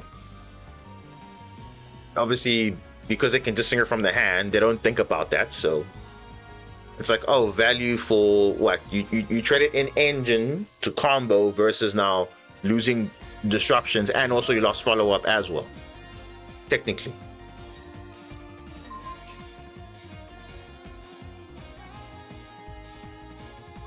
Yeah, I know. We're literally cooked, guys. We got nothing. Because unfortunately, the monster.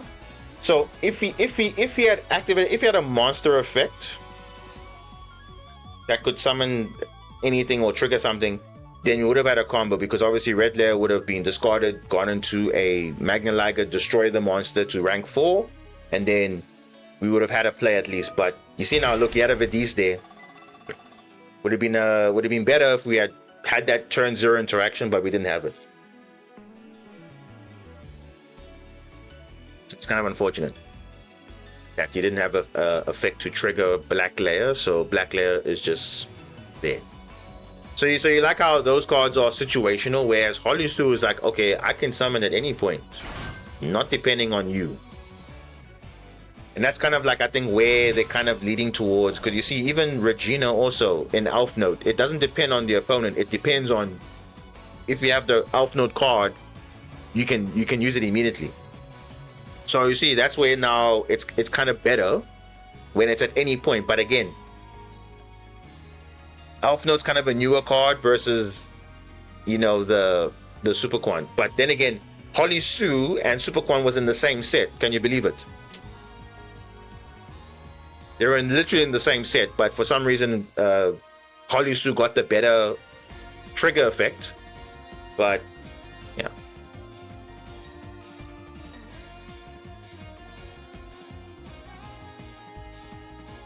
I think if K9 wasn't during any man, it would have been just broken. I think if K9 was not based on the opponent, it would have been literally tier 0. I might have been kidding. It would have been scary. Like, pure K9 would have been disgusting. It literally would have been disgusting. Imagine just Azuna at any point. No, I think it's better that both Lupus and Izuna are, because remember, what's the whole gimmick of their deck? It's anti-hand trap. So you activate a monster effect in the hand or grave, I get a benefit. So that's kind of their gimmick. So it makes sense why they're not based on, you know, just doing their own thing. If you respond to me, okay, cool. I go in and I go look up and do that. Even their effect of, if they control 2 or more cards, your opponent, you can normal summon without tributing. It's kind of their gimmick, in a way. Because there's always criminals lurking around. So okay, we can, if you have, in this case, you have more cards in hand, we're gonna peek into it and then kind of just start doing stuff, and that's it. But yeah, that's kind of how they kind of frame them as. So I think it's fine that they had that condition, because, oof, yeah, insane. But yeah, it would have been tier 0 if it was like Holly Sue, where just during the main phase, whenever you want, just activate. That would have been just disgusting, like beyond. Then everybody would be running Izuna Lupus package. But yeah. But I just feel like, you know, some effects are just better because of how they are worded, and that's it.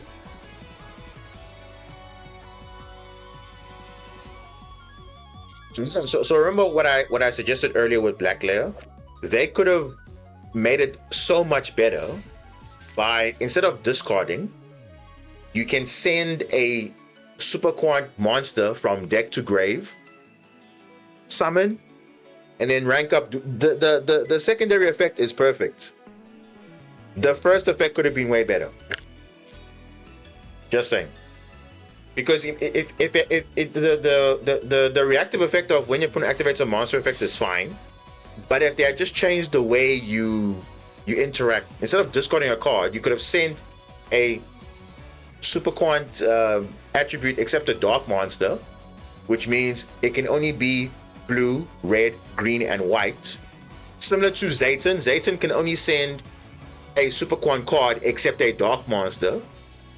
They could have done the same thing with this, but they didn't. And I feel like that would have been at least fixing the issue of, you know, Black Lair being a brick, or in other words, being a 2-card combo, because it could have been a 1-card combo technically. Yeah, it doesn't depend on anything. But I guess, you know, to say, oh, but to be fair, Regina also has to send a card. But remember, that's a card from field or the hand. Black Lair cannot send a card from the field to the only discarding another card. But obviously, in Super Quan's case, you have to send a corresponding attribute to get the quick effect bonus of the material underneath it. So they could have at least played around that. But I don't know. But yeah, it's fine. Because at least Regina can help you dodge Imperm and those things, because again, it's sending, it helps you play around disruptions and also enables stuff. But I mean, if Regina can enable Elf Note turn 0 plays, Black Lair is supposed to do the same thing, but now the thing is, you have to now have the at least with Elf Note, you don't have to have something underneath or the corresponding attribute, just anything. But that's just how it is. So like you were saying, Paragy, earlier, the card design. Some cards just have better design. That's and they do it on purpose. Because if they had to make certain cards the same way how they're releasing them now, then damn, cards will just feel unfair.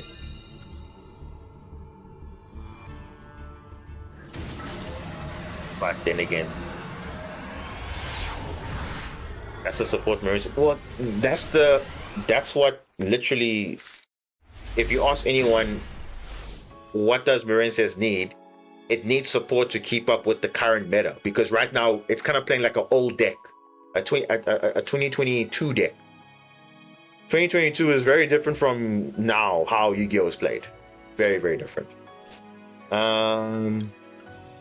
Yeah, let me just do this. Super different.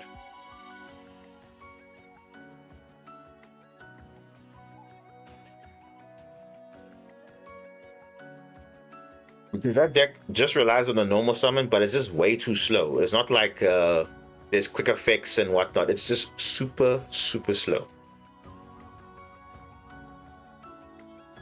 I mean, you'll say, yeah, but Elf Note's also slow, but I mean, at least they don't have to use their normal summon, though. That's the difference. And most decks nowadays don't even care about the normal summon. They don't care about that. That's how you know a deck is gonna compete or not, because usually if what they can do without a normal summon, that's good enough. Yeah, I'm gonna add Swain. If he has draw, I'm gonna draw 2. And then see what's happening here.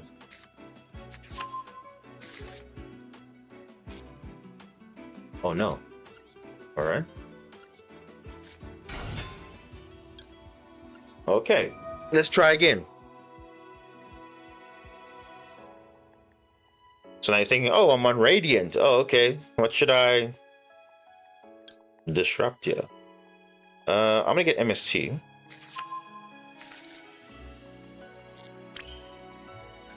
I'm actually gonna go for this. Because not gonna lie, I do wanna see a Super Quant play here, because Jokel unfortunately is not really a full combo unless your opponent activated a hand trap, basically. So we have to do it this way.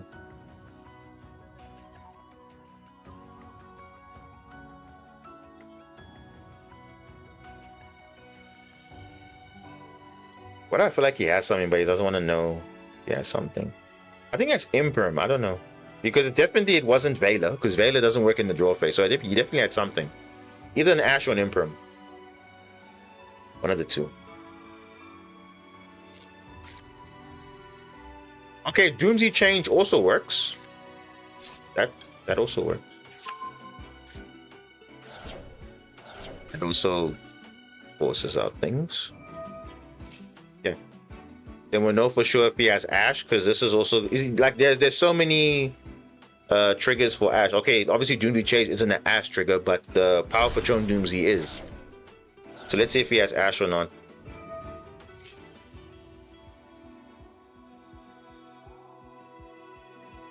But now, because he sees Gossip Shadow, does he not want to?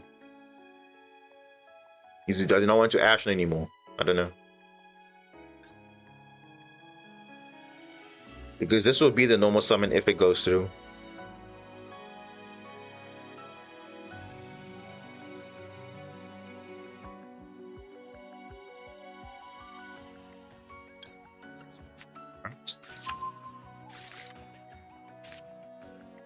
So we have to do this because this Joko is not doing anything right now. Okay, so you see, he doesn't have Imperm because by virtue of this, it means he has Ash. Yeah, you see, now the screen is not lighting up, so he's just confirmed now he has Ash in his hand. Yeah, you see, no Imperm is nothing's prompting up, no Veiler even. So now, I think he just realized, oh, it's a bit too late now because I have an answer for your hand trap, basically. So, yeah. And we can go into rank 4 and we can combo. At least we have white layer, so we can do that combo as well. Yeah, so we're good. It is weird to do this, but it is fine. Now I just focus on 2 attributes and then we can make the Magnus. You see? Ash. This is Ash. You see, literally, he's just confirming he has Ash. He's just confirming it, he has Ash.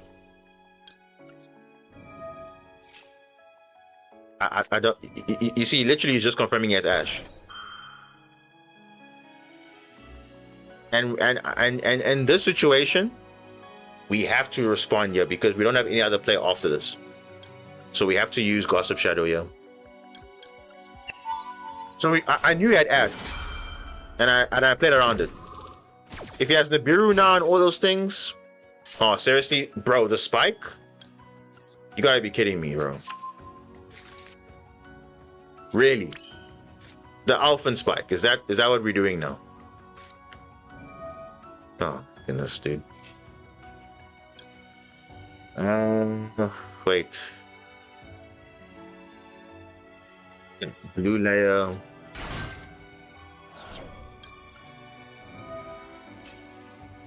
Dude, if that I could have, oh, gosh, I could have gone for K9 combo, but it's fine. We don't want to do anything else. It's okay. If we draw another card and we get another level 5, then we can do K9 play. But otherwise, no. Let's just focus on what we need. So now I have to send green because now we have Alpha and Spike in the hand. And then what do we add here? No, I think we're just gonna go for this. Yeah. Let's draw a card and see what we get. Okay, Droplet's fine. Droplet is okay. And let's just see what we get off these.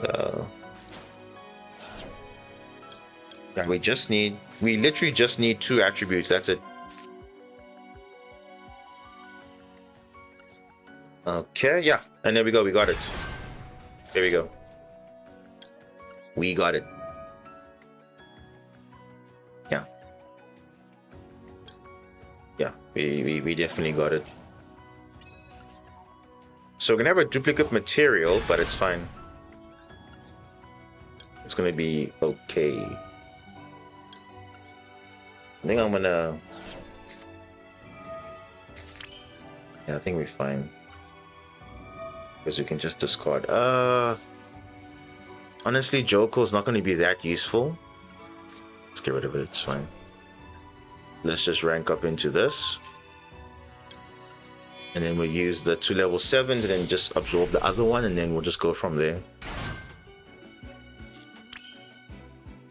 So you see how we successfully played around Ash, even though he was trying to hold on to it. Like, we literally had everything covered. Like, we were good. We're actually good. Okay, let's absorb a material. Yeah. It's 7 materials, but there is a duplicate, so it's technically 6.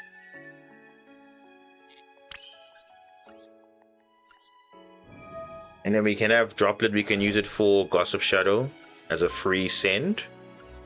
So that's always a good thing, and yeah, there we go.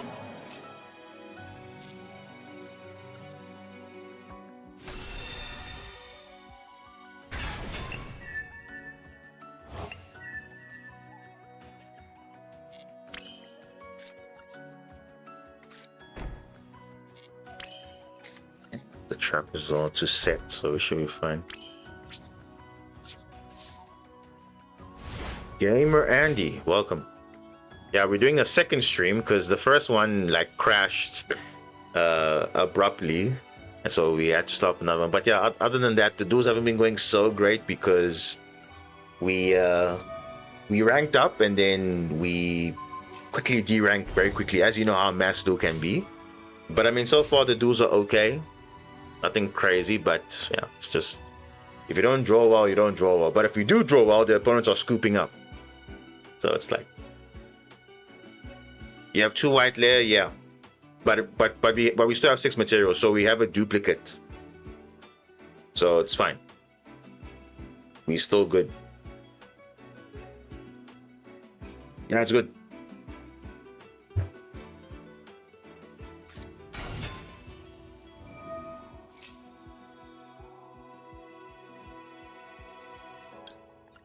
Okay, yeah, we're just gonna politely droplet that. This could be voiceless, this could be some other enabled plays. Because remember, they can't add. They can't add. So we're still good.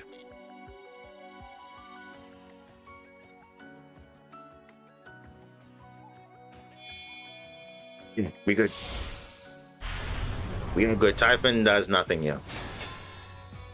We're literally winning next turn because we have already the Magnus the Magnus layer already. So if it doesn't do anything, we're still gonna be good.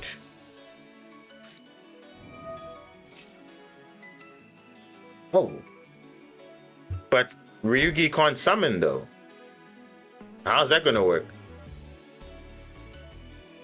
Okay, that's quite interesting. Ryugi cannot summon anything. Interesting. Because Typhon is locking you, so alright. This is the field spell. We know what that does, but now you can't do much. Okay. Yeah, and now we just win the game now. Oh, there we go. Izuna. There we go. You know what's funny? We can even Illusion Gate and then steal Typhon. That is very cool. Let's see if we can do that. Let's do that. Give me your Typhon, please. I will take that. Because I don't need to activate anything because I'm winning the game. Cool. Now you're probably thinking, what happened here? Why is Magnus activatable? Because it says here, when this card is XC summoned, not special summoned. Very important, guys. Very, very important. It was special summon, not XC summon. GG, brother. So if someone tries to special summon a Typhon, not XC summon it, and you say, oh no, you can't activate your 3k attack monsters, they're cheating. Literally, they're cheating. Because again, especially in the TCG, when you know it's the paper game, at least Master Duel kind of helps you to remember, hey, you can't activate this and whatever. People will forget. I remember the things I always hated doing was always explaining how World Sea Dragon's Atlantis works, because people don't understand their monsters don't come back because I'm under a water lock, so I'm the one doing the summoning. I am locked into summoning only water monsters for the rest of the turn. So if your monsters are not water, they don't come back. They must come back from their own effect. That's it. So the same thing with Typhon. Typhon is only working on Xyz summon, not on special summon. So if there's an effect to say special summon an Xyz monster, like for example a Xeno, if Hekahan Xeno steals your Typhon, Typhon is special summon, it's not Xyz summon. Unless the effect says this is treated as an Xyz summon, then obviously you'll get the effects of that. Because that's where now people get it wrong. Oh, okay. Okay,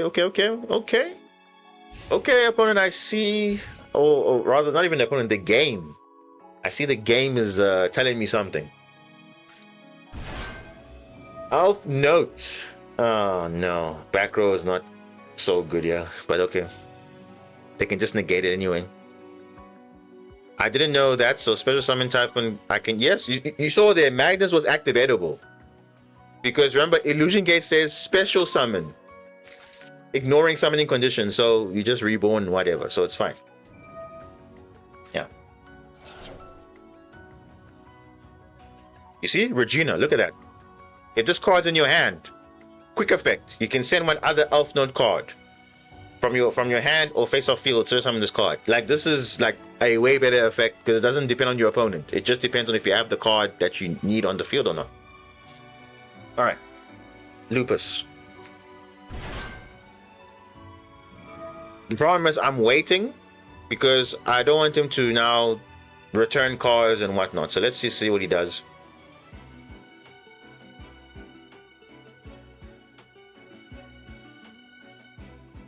Yeah, the game is literally saying like against this deck, it's not going to be that good because they'll make Omnis before then. As you can see, Baron de Fleur, one card. You see, this is yeah, it's not it's not ideal whatsoever because look at that, they can just make a Baron de Fleur so easily, and it's like nope. What do you mean they can't make Baron? They can. So again, let me educate again, because again people tend to miss this. It says increase the level by 3, then immediately after the effect rolls, you can. It's optional. It's not you have to synchro summon, it is optional. It's optional. So you increase the level, but you can say no. Because you can only summon a Elf Note Synchro Monster or Junora, the Power Patron of Tuning.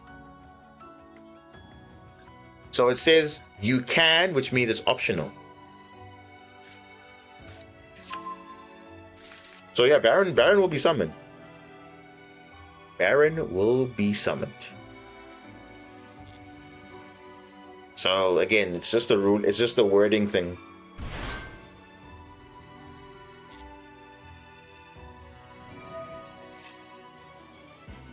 Because people would think, oh, it's a quick effect, only can go into Elf Node Synchro. No, you can increase the levels and do nothing. It's fine. If he did do something, then he can only go into. If he said yes, he can only go into Junora, the level 10, or the new June Pride Elf Nodes, which you don't have yet. Which I think will come maybe with Power Patron or at a later stage. Because can you believe it? We are still missing Draco Tail cards. We are still missing a Canine Xyz. We are still missing a Yummy card. So I don't know. When are they going to release those cards? I have no idea.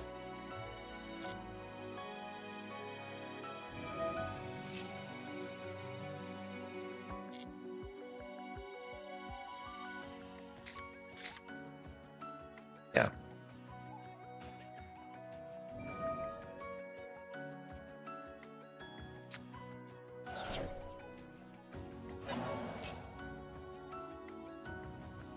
See, now he's gonna make another negate, so yeah.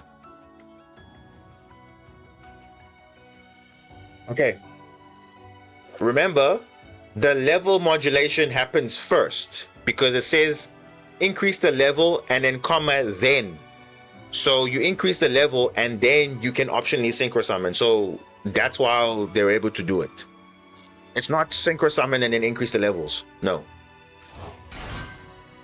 Because then means the first action happens first and then you can do the other part. So if it's an optional thing, because it says you can, then that's what happens.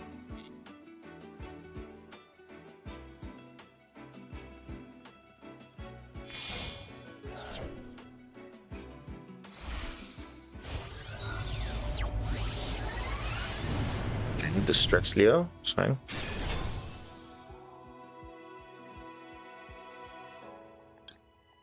All right.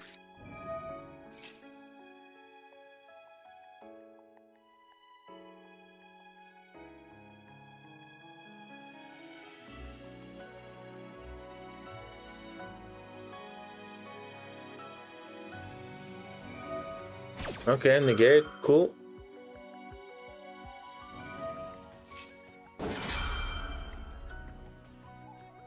So yeah, hopefully that clarifies that, because again, it's just a wording thing. If they said yes, which means they're going to go into a Junora, they're not going to go into a Baron, because it says literally this thing says it tells you what you can go into. So when the new support comes, they can obviously go into a level 10 easily, or Junora if they want to do that, but no one's really playing Junora, at least for now.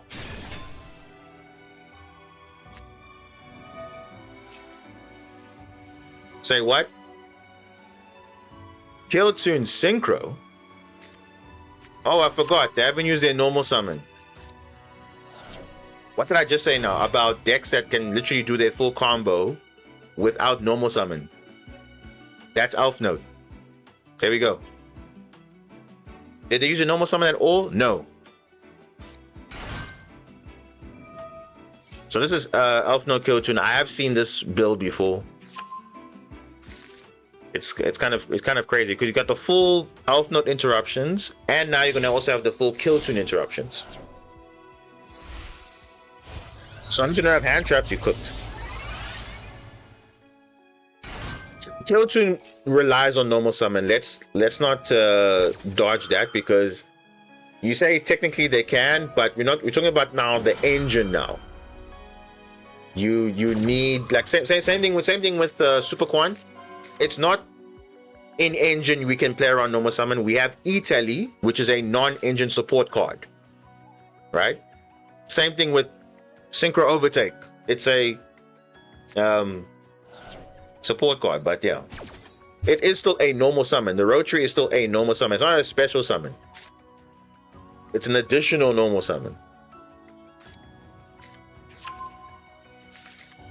But yeah.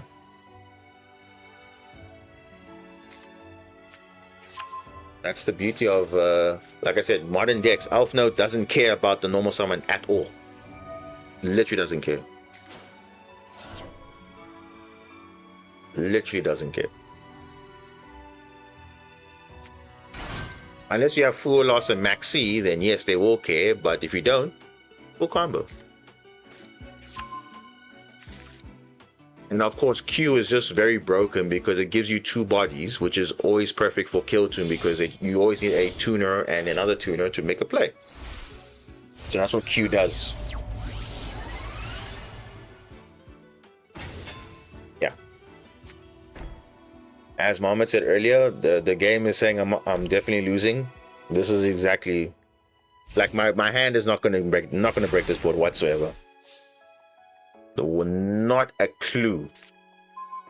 Alphan, yeah, that could do something, but again, based on the field and the hand and the back row, how do we deal with this?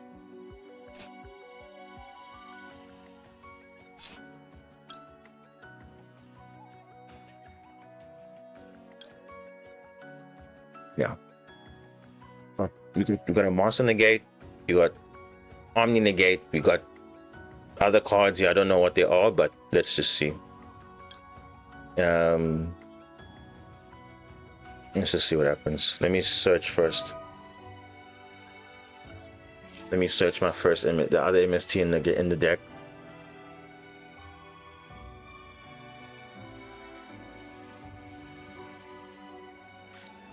Oh my gosh, bro. This guy is non-engine for days, bro. Wow. This guy, bro. This guy has non-engine for days.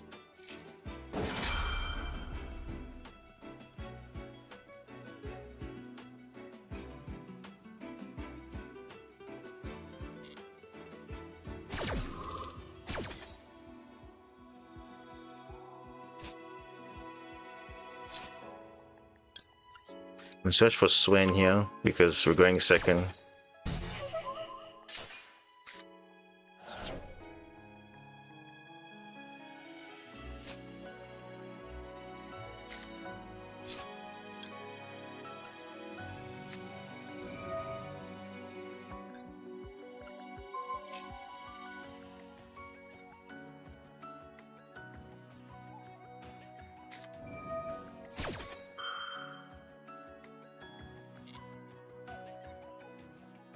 RMs, he's gonna have so many things.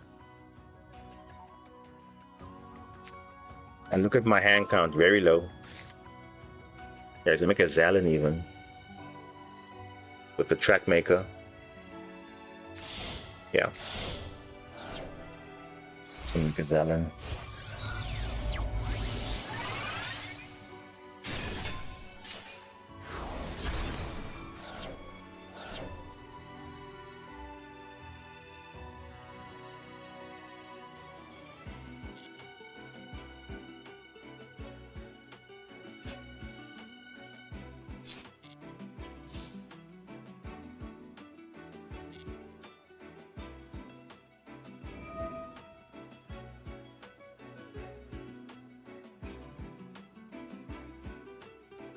Oh, and then there's still this as well.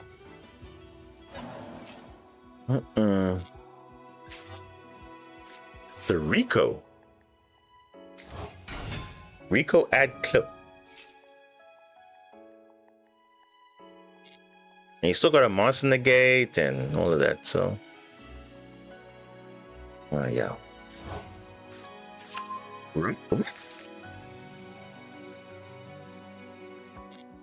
Huh.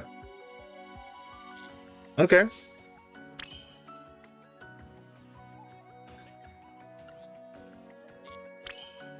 Do I go Lupus here? And see what he does? Yeah, let's just do that. It's a free summon.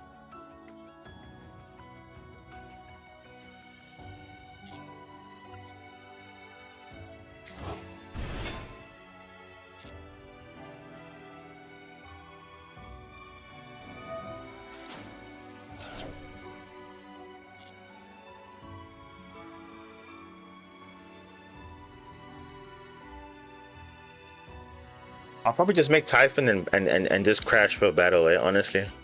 But then obviously the trap is still there to negate. Does it target though? Non-target. Okay, it's non-target. Yeah. He's used Ash already? Okay.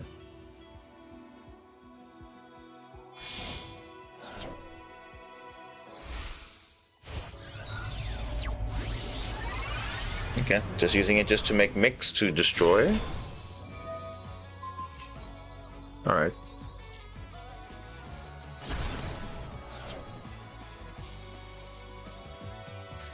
Now you see, if you only had Elf Note interruptions, I think it would be more manageable. But because he has Elf Note and Kill Tune interruptions, that is way too much. Like literally way too much.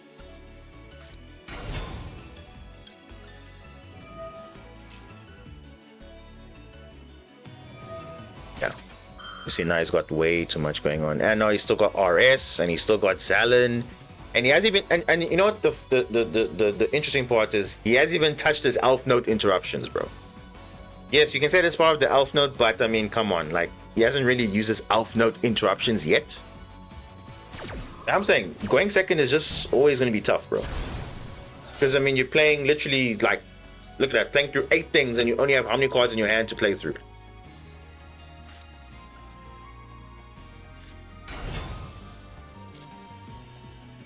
I'll just make Typhon because I don't want to waste my Italy for no reason because I know it's not going to make sense.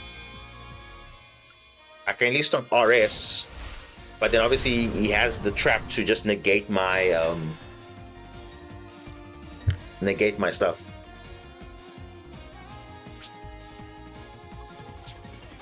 No god limits.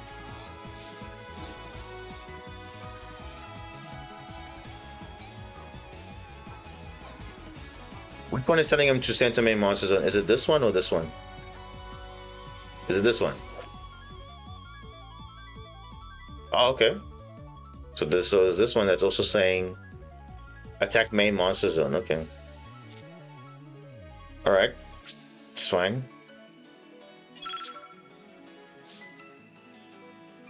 But yeah, like I said, I knew I wasn't gonna win this.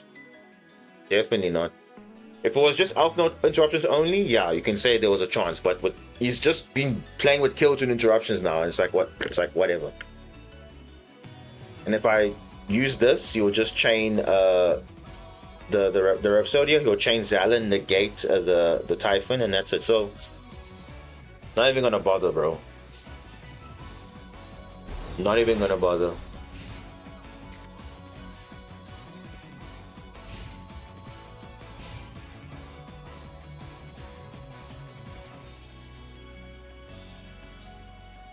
April 3rd is gonna be pricey. What is that? Is that Chaos Origins you're talking about? Yeah, the new Sacred Beast cards and the new pot, yeah. Well, they say part of procrastination is for going second, but I don't think it's gonna be that impactful. I think. I mean, yeah, you would say, oh, for going second, yeah, you can draw stuff, but I don't think it will make a difference. Yep, and it's game over. So let's answer this question. In this duel, what did I lose to? I actually just lost to Elf to Kill Tune. I didn't even lose to Elf Note. Elf Note was just there in the background. Kill Tune was the main show. Now, if I had draw, would have been a bit different, but obviously I didn't have draw. Only had Lupus. But if I was going first, though, you see, it's always the perspective. If you flip the script, would they have done anything? Not really. I think we had a good enough hand to deal with whatever. Even though we had double Regina and whatever, but we still had some stuff. But I mean, that's just how it is.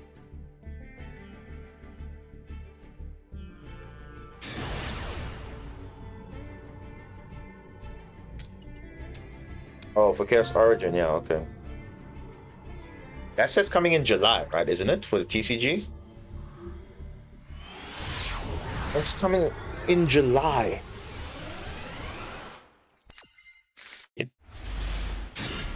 Again, black play without any attribute. Like, it's just so bad, though.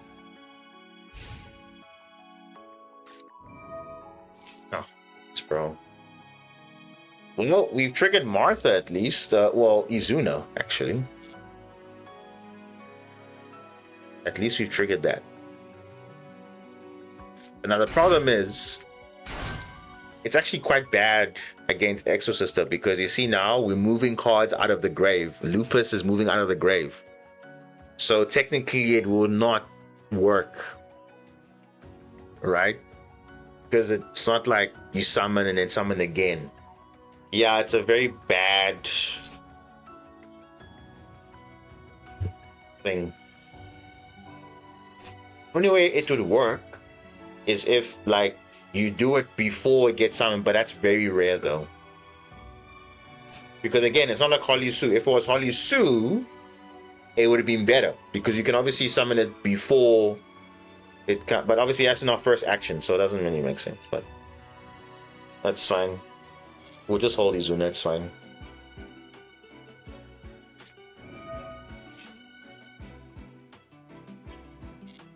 Because unfortunately, like, and you know what's funny about Exorcister is that most of the decks move cards out of the grave quite like naturally. So it's very easy for them to just say, "Oh, hey, you're moving card out of the grave. I'm gonna trigger." Nice.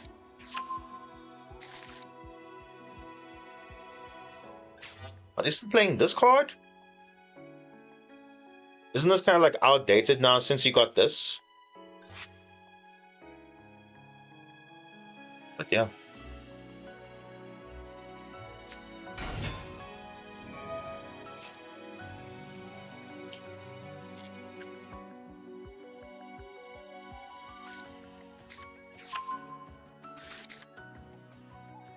And you're probably thinking, why are they able to summon, but Martha's effect was live? So Martha is worded again differently, and you have to know this because even if you do a play, you'll probably think, okay, why Martha not activate? Because of such things. So let me just turn off my cards because they're not going to do anything this turn. If you control no monsters or only exceeds monsters, you can summon this card and then summon the Exorcister at least from the deck. But look at the last clause. You cannot special summon the turn you activate this effect except Exorcisters. So it doesn't say you cannot summon like other stuff. You cannot special, but you can still normal. So that's why you see the spirit monsters, they play around the Martha restriction. So if you look at this card, it says you can normal summon this card. It's not special summon. Because remember, spirit monsters do not special summon. They only do normal summon. So you can see, and you can see there, even they know when they do the related cards. I think they updated it recently to improve the related cards because, of course, Exorcister plays these cards because these cards do not conflict with Martha. Because you can see, cannot be special summoned. Aratama cannot be special summoned. Martha checks the entire turn. If you had special summon a non-Exorcister, then you cannot even use Martha's effect at all. So be very careful of that.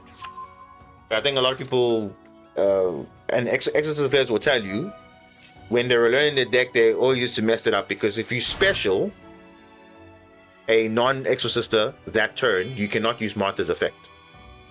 Straight up, you can't use it. It's just a normal monster at that point. So, yeah. So that's why you play these cards, the spirit monsters, because spirit monsters do not special, they normal.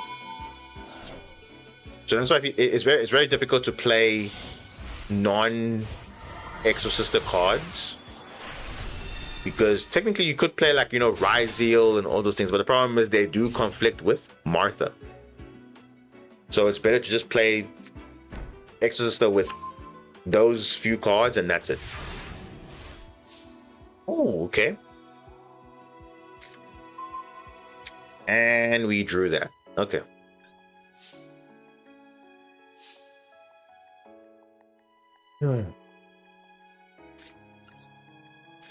Let's go chaotic element so we can search for a Joko at least.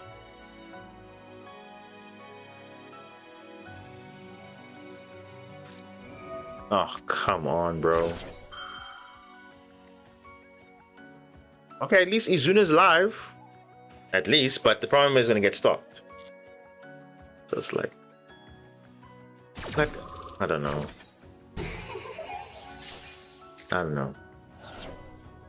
This thing of having like 5 interruptions and then you still have like non-engine on top of that, like, I mean, that's cruel, man. Especially when there's no game 2 or 3. It's kind of rough.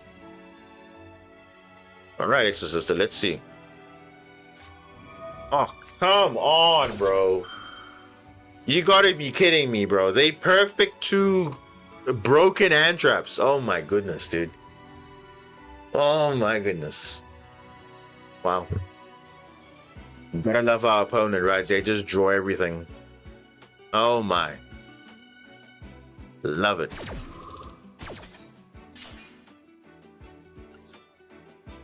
Just perfect. Yeah. And I'm not even gonna even send Lupus because Betrayal will literally just turn everything on.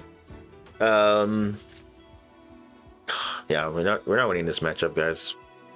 Illusion Gate's gonna get negated by Carmel. We're not even negated by it's gonna change the effect to just add follow-up. Okay, no, I'll add the meows. But the problem is the meows can just be normal summons. So it's like, who cares? Like, this whole duel just doesn't make sense. So you see, if it was TCG, I would just go to next game because there's no point. I'm not winning this game. I'll keep Illusion Gate as a secret, and then next game, it's fine. They won't even know I'm playing it, but it's rough, man.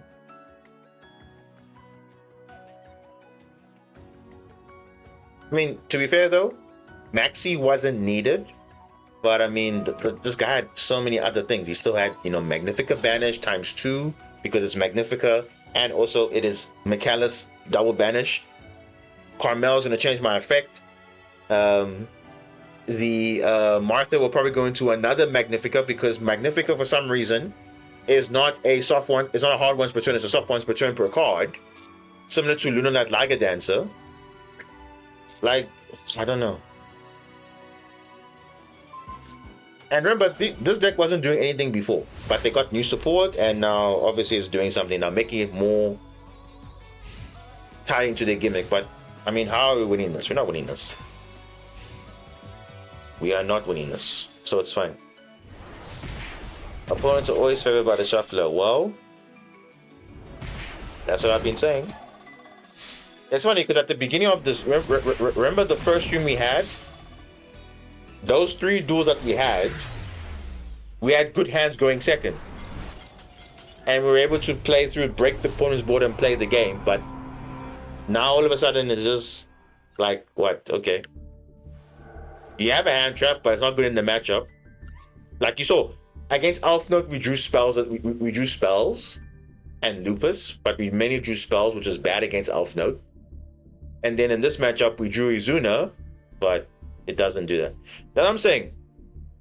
If I had to show you my replays in MD Pro 3, you'd be like, what? You're always going first, you're getting cracked hands. Going second, you are breaking boards. Yeah. Because it's not so... and it's literally the same deck list. It's not different deck lists or whatever. There's literally the same deck list. I'm performing way better there. And remember, this is against the newer stuff. Not the stuff we have now in Master Duel, the newer stuff.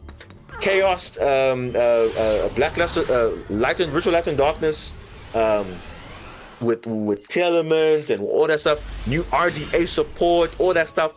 New Mitsurugi support with Dominus Spark and everything. I'm doing fine against that. Oh my goodness, bro. Odeon.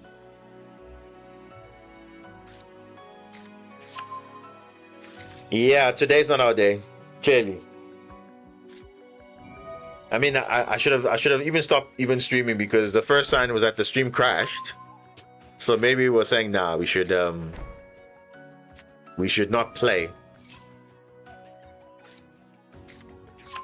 Yeah, I don't know. That's it. I think we should look at that, bro. These guys are always not searching, bro, and they always have these broken cards, either dominance cards or solemn cards. It is so stupid. So stupid. Now they're gonna make Baron de Fleur now. Oh gosh, this game, bro. This game is so interesting. What even is the point though? Like, what? Oh my goodness, this guy just searched Treasure of the Kings? He set Swamp Deity, and he set 2, bro. Ghost Mourner is doing nothing in this matchup. What? You gotta be kidding me, bro. Absolutely disgusting, bro. Literally disgusting. I wonder what these other unknowns are. I'm pretty sure it's like a purge or something. Ugh, whatever, bro. Whatever. I didn't even bother activating this.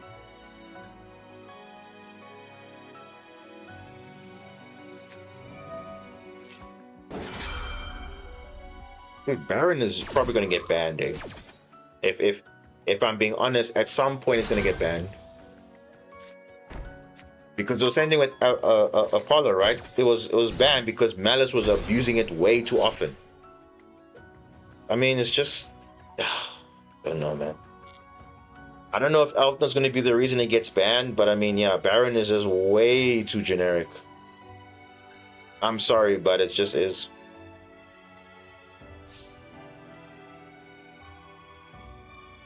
Now, I will say this. When we get the new equip card for Doom Z, it's going to be so much better. Because at least it won't be a brick going second, because at least you can equip it to your opponent's monster, destroy the equipped monster, and then summon a Doom Z from hand or grave. That's beautiful. So you don't have to like waste your normal summon and you can just play already with this card. That's how Doom Z can play nice going second. But right now, not doing anything.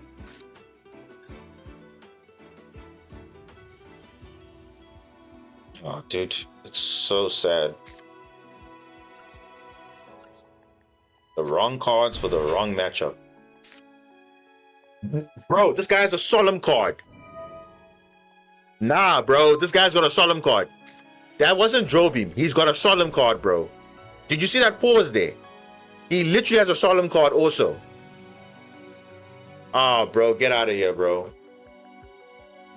This guy literally has a solemn card. Because obviously it was a normal summon, so obviously there's a pause. Because obviously you can negate a summon. Oh, gosh, bro, this game.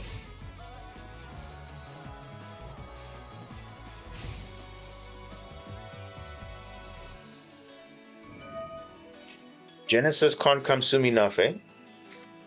Because it seems like that's the only like format I can actually like say, okay, look, it's actually like a decent, you know, back and forth. Because yeah, even though the power levels are a bit weird there, like this is just stupid, man. Come on now.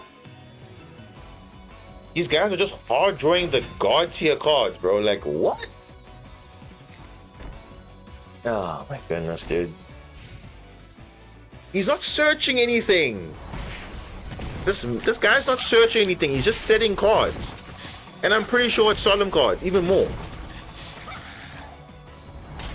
Yeah, someone's gonna say it's the deck. It's not the deck, bro. Like I don't know. Do I need to make a follow-up video on why the shuffler is trash again? I think I should, because clearly, like, it just doesn't make sense though. Like, gosh, bro, look at this guy, bro. Look at this. Insane. Your deck is built improperly. Well, give me a better deck, bro. Because clearly you know my deck more than me. So give me a better deck. Because I can tell you for 100% fact, it's not the deck, bro. It's literally not the deck. The opponent's having god tier shuffler, and I'm getting a trash shuffler because literally I'm getting cards that are not good for the matchup. And of course, yes, it is a best of one. You don't know what the matchup is, but you literally saw the first stream. What happened there? Same now here. You cannot tell me that, oh, the deck is built improperly. It's not, bro. It's literally not. Of course, it's again, we can agree to disagree, bro.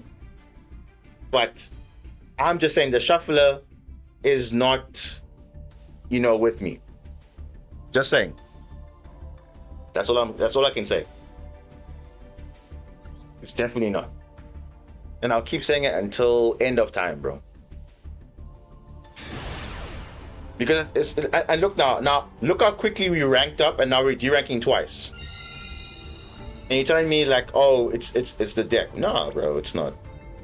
It's definitely not the deck, bro.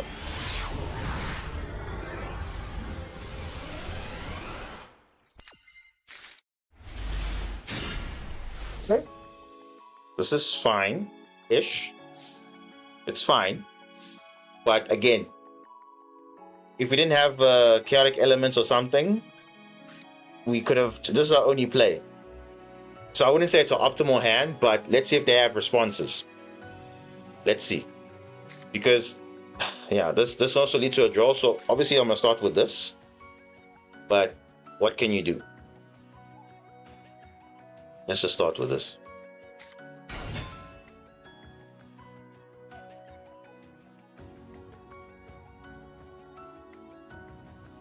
Does he have an Imperm? Does he have a Veiler? Does he have something?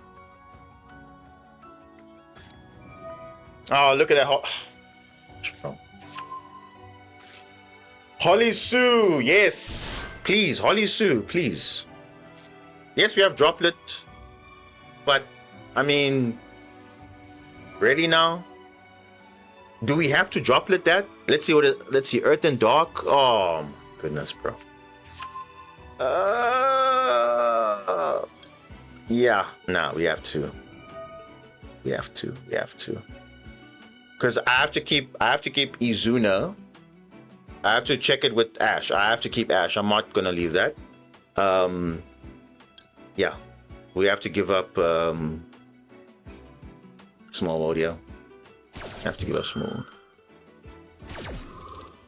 So at least if he wants to Izuna, it's fine. We can. Now the question is, does he have Caesar Valius? No. Okay. Bro, if he has an Ash, that would be so annoying. Just saying. It would be. Okay. So he only has Izuna. That I know, but he could have other things. Let's just see. Yeah, you see, we just have to play the game now. At this point, we have to just play the game.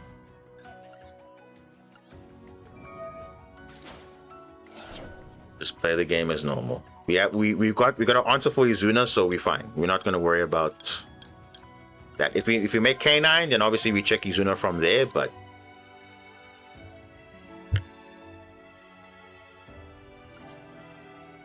bro.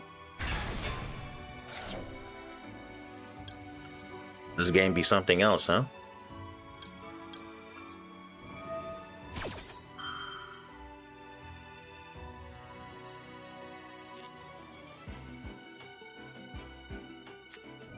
It's fine. Let him Izuna. Let him Izuna. It's okay.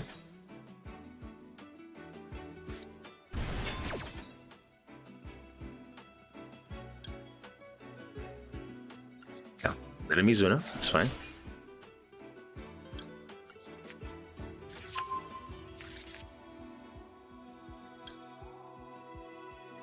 Yep.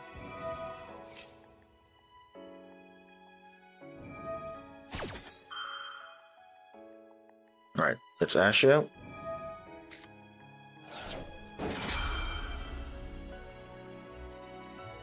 Now, it would have been worse if he had Lupus in hand already. I'm just saying. If he has it in hand, he's also just God tier, but he would have summoned it at the same time. If he had it.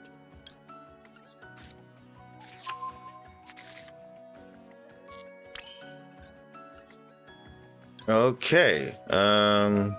Let me just get the field spell up. Let's say we're gonna make our plays here. So I think we can definitely go K9 here, because now we have white. We have light attribute. We're gonna have water attribute, and now we can go for K9. Then we can go for the full line. But now the problem is, don't have enough to discard. So we'll see how that's gonna work out. We'll see. We shall see. We haven't used Blue Layer's effect yet. Yeah, I think we'll see how that's gonna work out.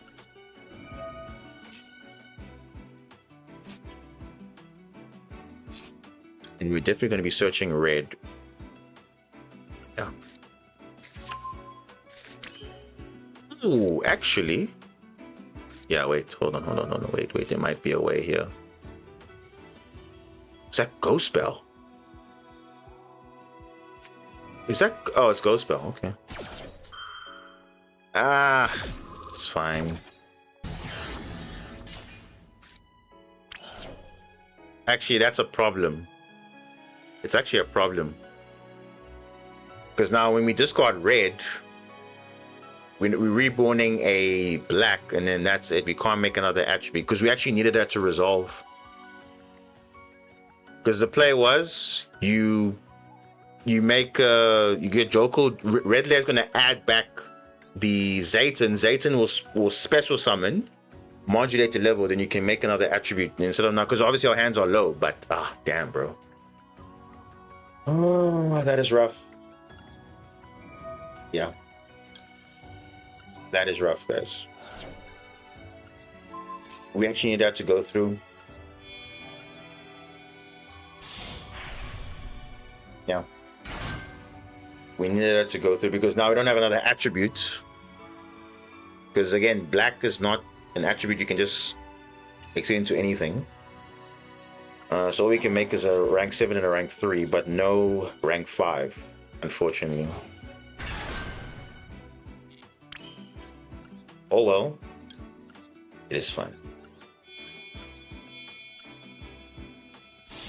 What can we do, right?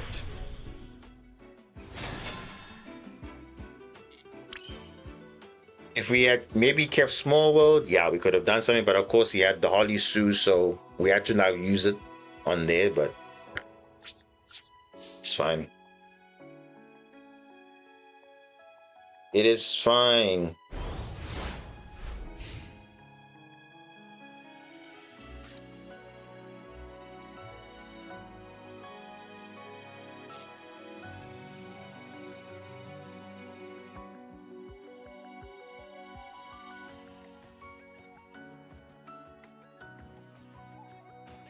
You can start with K9 combo, or we can start with Take Control.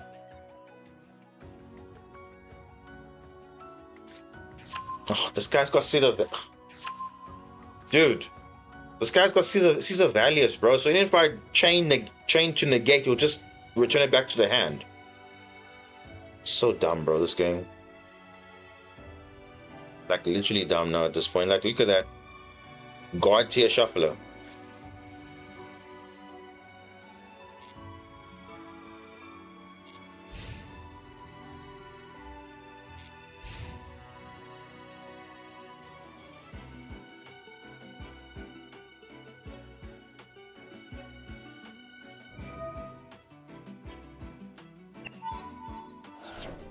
Yeah, bro, there's definitely something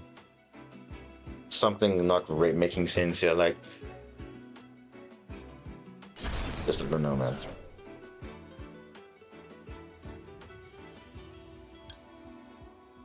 And they're playing K9, so I don't want to trigger anything more.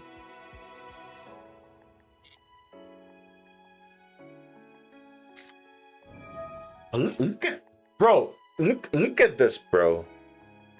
I literally had the perfect counter for this thing, but of course he's gonna just because he got Caesar Valius. I have to now. I can't negate this Holly Sue because you'll just return it back to the hand. So obviously it dodges the thing. But I could have stopped that. I literally could have stopped that. My goodness, bro. But yeah.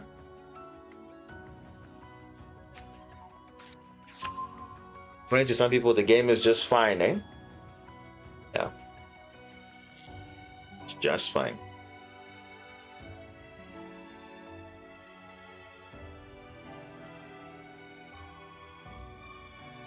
Yeah, that's it. It's a sign. I think when the screen crashed, I think I should have just maybe just stopped, but I don't know. I don't know. Because for me, I believe in signs, eh? And these are the signs. Like, this is just like crazy, man. And I believe he has still he has all the attributes, right? He has earth, he has fire, and he has dark. So he can use Caesar Valius because I think he had the Mad Love already from the previous turn. Yeah. So he's pretty much just pinned me down now with the negate. Yeah. Oh, yeah, we're not winning this. Definitely not.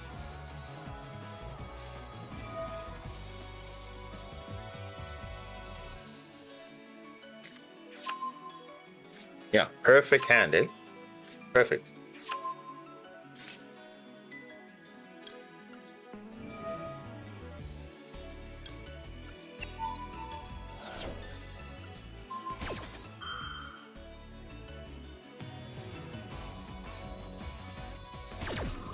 And you know what's interesting is he's not even using the disruption well, because he's using it early instead of like being reactive.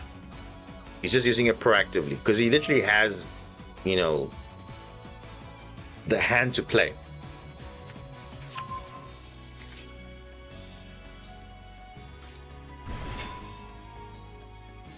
Yeah, I'm not triggering any effects in the grave because K9 will just get bonus stuff, but then again, he's going to make it anyway, so we're losing regardless. We're losing regardless.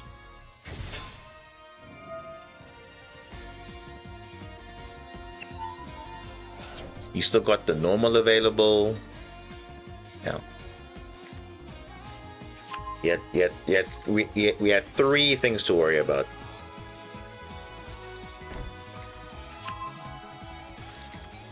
You see, again, not using his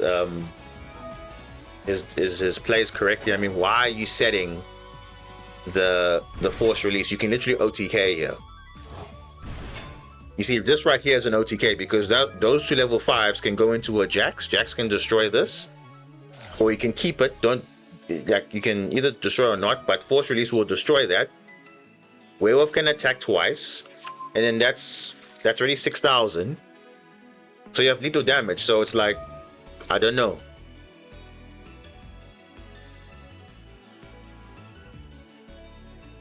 But he definitely had lethal, but I don't know why he's saying force release.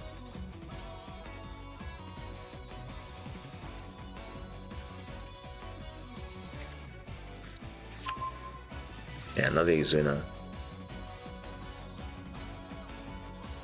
Yeah, I'm just gonna turn off my stuff. I don't wanna give him stuff. Like, this could have been lethal. I mean, look at that. Okay, he's going Nash Knight? Did he forget he's going second? You can literally OTK here. I mean, you guys are seeing the line, right? Those 2 level 5s could have been a...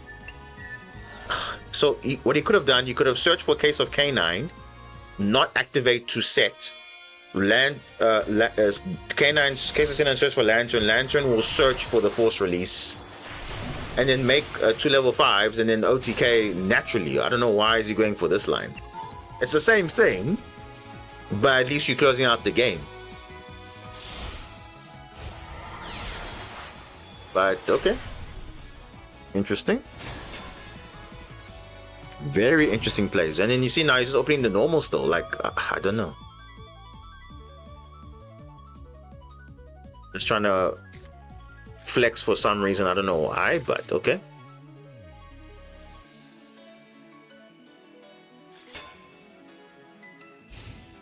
All right.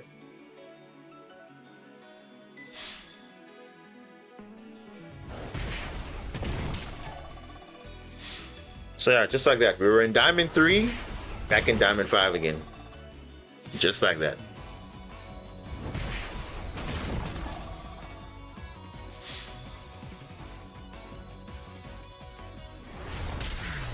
Nice.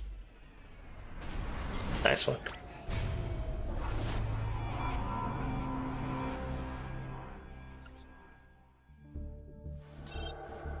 There you go. And again, I don't need to explain it even more because there is the proof right there. My coin flips. Guess how many coin flips I lost today? 12 coin flips. 12. We played 15 games today. I lost 12 coin flips. 12. That is also not normal as well. Just saying. Definitely not normal. Only won 3 coin flips. And that's it, but I lost 12. Wow. Coin flips. Yeah. There it is, right there. We started playing on the 19th. You see there? The last stream was on the 17th, right? Or whenever it was, the 19th. There we started playing. 2 wins, ranked up. Then all of a sudden, we went losing streak. Okay, 1 again. Win loss, and then we just deranked straight away. Straight away. Actually, quite bad. But again, someone will say, "Oh, but it's the deck. It's not the game. The game is fine." Well, that the stats don't lie. Stats don't lie. That is one thing I know. I know this because everyone nowadays talks about the stats. The stats say otherwise. Because first of all, the shuffler says you are losing the coin flip more often than not. Wow, that's a bit interesting. So you're pretty much going second most of the time, which is also very frustrating. And on top of that, your draws aren't so optimal depending on the matchup, as someone was saying, "Oh, but it's matchup dependent." Well, in some of the matchups, it was like there. I'm gonna put off a blind second, but that's the thing. We have not built the deck for going first, though. Let me just tell you that much. The deck is not designed for only going first. It's just that now the opponent will have more things to deal with, because like you saw in that elf node duel, the elf node kill tunes more specifically. If we was just playing elf node only, then we would have had a chance, because at least we had enough, breakers to keep searching and play. But of course, he just had also elf node on top of that, so he didn't even have his full interruptions utilized, and that's it.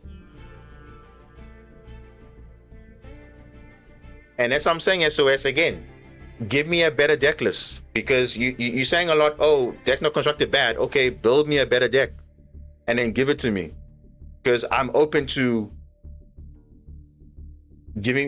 trying new decks out. But until then, I don't see a deck list. Then what is it? Because like I said, the deck at this point is optimized, whether we like it or not. Because obviously, yes, we are going second more often, but that's it. You don't know Super Quan well. Well, that doesn't stop you from researching and finding a deck list that actually does work. Nothing stopping you with that. If you so focus on the deck not being optimized, well, you can also do your research as well. Just like how I've done my research and I've presented you the deck as we've been playing. And mind you, this is the deck list that we played literally where we got top 8 in. So to say that it's not optimized, well, there we go. But of course, we don't have certain cards yet. Yes, certain breakers aren't in the game yet. I understand that. That's cool. That's fine. Obviously, when we get those cards out, we'll explore it. But for right now, if you want to build a hand trap I'm not saying take out the deck completely. If you say, okay, look, we need to take out all the breakers and put other stuff in, by all means, here is the deck list, right? Here it is. I'll put it on screen. Here it is. Take this deck. If you say take out X cards and then put other cards that you feel should be in this deck, then I'll look into it. But until then, this is what we'll be playing with. So if you don't have to know the Super Grand deck 100%, just say, okay, look, if you feel like, okay, these cards should be taken out, let's put these in. It's fine. That's what I'm open to exploring. But I mean, to say yes, it's just not constructed well. Well, what exactly is not working? You need to obviously say, okay, the X is not. Let's replace this for something else. Let's take out this for this. Let's see. If you say the deck is not constructed well, let's see. If you say, okay, let's make changes, and then we play 5 games or 10 games and see what happens, then we'll look afterwards and it says, okay, what is it really still a deck issue? We could even trim it down to, you can say, oh, let's play 40 cards and whatever. That's it. That's what I've been saying the whole time. But up until now, I haven't got anything. So you can join, if you're in the Discord already, you can join the Discord, you can post it there. I'm literally open, but according to me, the deck is optimized. Whether we like it or not, the deck is optimized. That's all I can say. And obviously it's not optimized to beat every single deck out there, because you must also remember that as well, because again, this is not like we have side deck involved. We obviously cannot build our deck for beating every single matchup out there. So again, that's why I leave it up to you guys to say, okay, look, if you feel like, okay, well, let's take out these cards, let's replace it, it's fine. That's what deck building is all about. That's what, is there. But to say, okay, yes, it's not optimized, or it's not constructed well. Okay, well, I'm giving you guys a crack at it. This is like probably the third time asking, and that's it. So if you say you have a better version, then let's do it. Because like I said, we have the stats already. We have the fact that we've taken this deck to top 8 of a tournament when a deck was at full power. We even dealt with that deck full power. So it's like there. When is the next stream? It doesn't have to even be on the next stream, bro. You can just send it to me. I'll literally play test off stream. I'll record it even. It is literally fine, because I can literally give you stats. I'm not sure when the next stream will be, if I'm being honest. But you don't have to wait for the next stream. You can, if you join my Discord, you can post the list there. You can send a screenshot of it. I'll look at it, and you can give me all your pointers and whatnot. And then that's it. I can go into the testing. Okay, is the deck working out? Okay, then I'll give you some feedback. That's it. And I'll give you replays even just to just to have it solidified. Okay, this is what I actually did, not like, okay, I said this happened and actually it didn't happen, because I've been real with you guys from the start, so that is it. But we can definitely try that, because again, I'm convinced that it's not a deck issue, because like I said, the same deck list that we're looking at now, I can show you replays from another simulator, and then you tell me when we're going first or going second, or not even that, in the matchup, the hands we are seeing is way better than what we're getting here. Way better. I'm just saying. And even if it's the worst hand, it is still, manageable. And I'm not saying that just because, there's a best of 3 option or whatever. No, it's like, I even play single matchups as well. And it's also just, okay, even if I'm going second, the hands are still playable enough to break a board. Yes, obviously some of them are definitively, look, I auto lose straight away, because again, more disruptions than your hand. That the deck is irrelevant at that point, because remember, we have to also separate the factors, because if you are placing against 10 interruptions and your cards on you are 5 cards, there's no practical way you can break that board unless your opponent doesn't know how to use them. That's also another thing, because also depends on what your opponent does as well. But typically, if they have more disruption than you in your hand, than your field, the grave, so many things going on, then definitively no deck can break through that. Let's be honest with yourself. Let's be honest right now. No deck can do that. But we're talking about just like, okay, if the game state is just even 75% or not even half, but like 3/4, can you do something? Of course, if you have breakers, it's a different story, right? But like I say, if you feel like you need to put more breakers in, I'm open to suggestions. If you feel like, okay, guys, Talents is a bad card, take it out, put something else. Okay, let's put cards that are available in the game at the moment. Of course, we don't have Fallen of the Virtuous, we don't have Forbidden Crown, we don't have all those cards, yes. But eventually we'll look at those when they are in the game. But for now, let's just see what is there. But I'm just convinced that the deck is optimized already, because that's how I build my decks in Master Duel. It's not only for going first, is to have a chance. Okay, at least if I'm going second, and there's a chance in the game that, okay, yes, I can kind of play, because we've seen in the past how this deck plays. It's not like the deck can play bad going second. Obviously, it needs a combination of cards, right, that are there. But I mean, there are times you don't even see the cards you're playing 3 of, but yet the cards you're playing 1 of, we see them more often. I mean, that, because now in hindsight, 1-ofs and 2-ofs in a 60 card build is more unlikely to see more often than your 3-ofs in a statistical situation, because you increasing the deck count, so you're reducing the chances of you seeing the 1-off cards. But guess what, we've been seeing the 1-off cards, and that's just how it is. That, even though science can say yeah it's there and whatever, but how do you explain that? That's just how it is. So, but that's it. I'll leave it to you guys.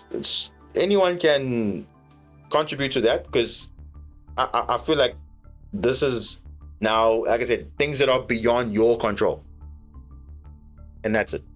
There was literally and just to give you some context, there's now a thing going around. I think someone went to a Las Vegas regional or something like that. I think a hero player won it. He was playing 60 cards. 60 cards, heroes. You're like, what? How? 60 card heroes. And you remember TCG now is made of what? Doomsy, Killtune, whatever. The guy got first place. And then again, you also, okay, now, how are the matchups? Did he win the die roll? All those things. How are side decks patterns? All those things. You have to go and you have to investigate all those things. That for me is like what's important. Yes, his deck building was one thing. People were saying, oh, but this is questionable. Why is he playing these cards on these bricks or whatever? Well, everybody has their reasons. So maybe that, is maybe how that person thinks and how they play the deck. Again, it's not a one size fits all, because you're making a meta call. He felt heroes was the right choice, playing 60 cards with those ratios, and it worked out for him. It won't necessarily work always like that every single time, because again, some people surprise you, and that's it. And that's what I've been saying. Doomsy's getting a lot of more representation, right, in these tournaments, because people are catching on to the deck now, and they're seeing this deck has potential because of the newer cards, obviously, because it changed the way you play a deck. But obviously, it won't say, okay, oh, they're going to dominate every single time. No. It's just, if you believe in your deck and you know what you're doing, you can definitely achieve whatever you want. And I'm sure for that guy, he was relieved, because, wow, who would have thought Heroes winning a full-on regional with a 60-card list, mind you, and some of those cards in there are technically bricks, right? So, yeah, you can and we all know Heroes is known for playing some bricks in the deck, so he managed to make it work. Now, obviously, we have to look at, okay, what was ratios between breakers and that. You can look at it and you can see, okay, maybe you're gonna replicate the similar thing for this. That's where you guys should come in and come up with something. Again, you don't have to be an expert in Super Quant. I'm not an expert in Super Quant. I'm not. All I know is I've played this deck for a while, so I always identify the strengths and weaknesses of a deck, and then I find means to optimize it.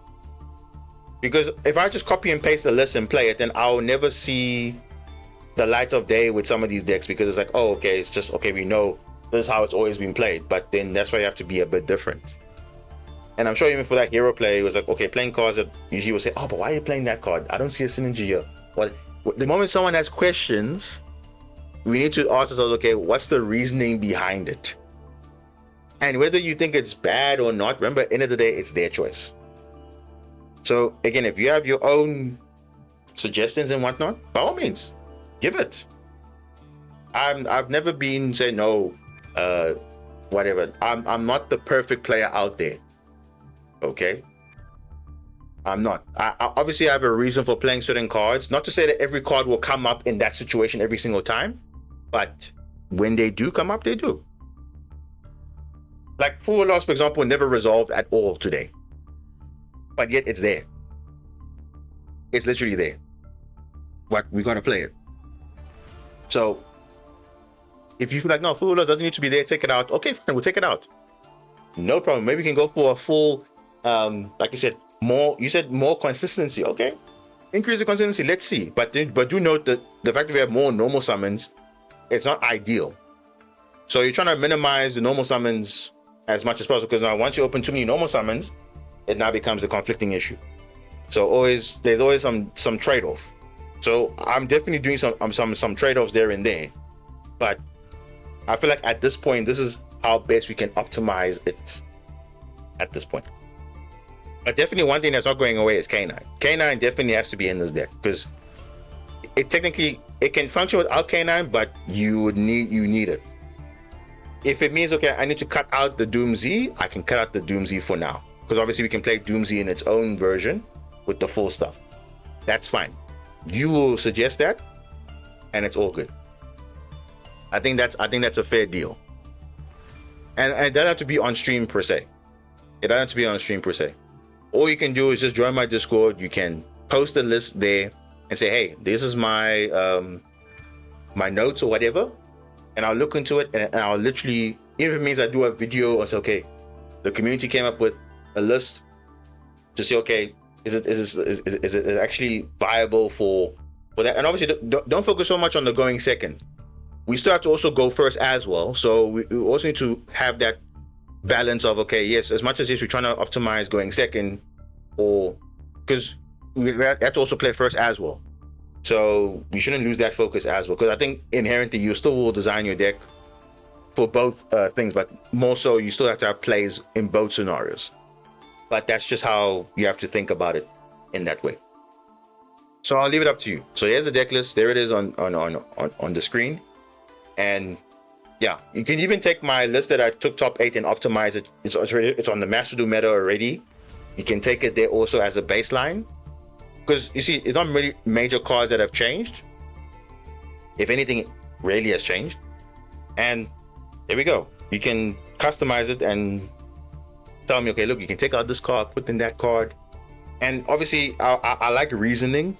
I don't just put in cards in and I say, okay, but now where's the synergy coming in? Or you'll say, oh, help in this line and whatever. So just be creative. It doesn't necessarily have to be this week. Whenever you feel like you're ready with the deck, you send it, and then I'll look at it. That's it. That's literally it. I'm a very open person. I'm not like, oh, just close, and because as you can see from my whole channel, bro, it is there. It is really all about just opening up ideas. So that's it. If you like reasoning, why not play it? Good question. Reasoning. So let's look at reasoning, because I know in the past we used to play it, but again, I think I answered it earlier with the same thing as trying to discard your super coins or mill your super coins. And again, reasoning is fine, right? But remember, the whole goal is you're trying to not mill your super coins to the grave. Yes, obviously, when the monster is summoned, yes, it will summon, but ideally, you don't want to get rid of your traps and all those things. You're not trying to mill your deck. I think that's what the gimmick, the gimmick of super coin, it's not to mill your entire deck until you see a super coin. It's not like Paleozoic, where Paleozoic relies on them having cards engraved to do something. But we don't, and mind you, we also have a very small engine, because if that was the case, then we have to bump up the super quant numbers to play reasoning to make it work. Because if you're playing a very small, compact, like 20 card-ish engine, reasoning doesn't make any sense. Because it's not a guarantee, yes, you're gonna see a super quant card every single time. You might see a hand trap. You might see a non-super quant card. So you have to up the super quant numbers to make reasoning more viable. And like I said, if you feel like I should play reasoning, by all means, maybe adjust the numbers of the super quant names, and then you tell me, okay, look, bump it up to this, and then you see if you feel like reasoning will be a viable thing. But again, our goal is not to try and mill our deck, right? The odd discarding and whatever, it should be like very minimal, and it shouldn't be on every single quant name, because you don't want to discard these cards, for example. You want to probably discard discard black layer or white layer. Even red layer you want to keep, because remember, with layer 19, it's a combo, right? Green layer, if there's another super quant card you want to discard, then yes, you can discard it, but it's not to say we're discarding every single super quant name we see. So it's the strategy is a bit different if you're going to be playing a card like reasoning, because you're not trying to mill your deck until you see a name and then you play. Because now, what if now you milling, let's say your traps and whatever, and then now you summon a monster, but there's not even the card that you're looking for. It's like kind of like a gamble. Yes, even though it's not once per turn, I don't see a reason to play it, because it means we must play more Superquan names just to see it. Because again, we're not reliant on yes, we are, they're triggering when they send to the grave, but they also have on-field effects as well. So you don't want to utilize that also, if that makes sense. And obviously some of them have hand effects, which is fine. But I mean, if you feel like reasoning is an option, then by all means you can put it in your version and we'll try it out. But I have to give you also my perspective as to why I feel that reasoning is not ideal, because you have to understand what the playstyle of the deck is. And the playstyle is not to actually like to mill all your Superquan cards. No, you're not trying to. If you feel like, okay, 1-for-1, for example, 1-for-1 is a card, right? That you want me to play, I can play it. But again, I have my reasons for not, because if I was playing that card, I would have said, hey guys, 1-for-1 is a good consistency card, because obviously it gets you level 1s in play, but at the cost of discarding a monster. Now, what if you don't open a monster? Then you see 1-for-1 becomes kind of like dead at that point. And especially if the monster is a hand trap, you wouldn't want to give up a hand trap, and then obviously now it gets ashed, and now you've lost a card. So it's like it's kind of a very big drawback, I guess, with that. So that's why I don't really play 1-for-1 in most decks, or not in any deck, that is.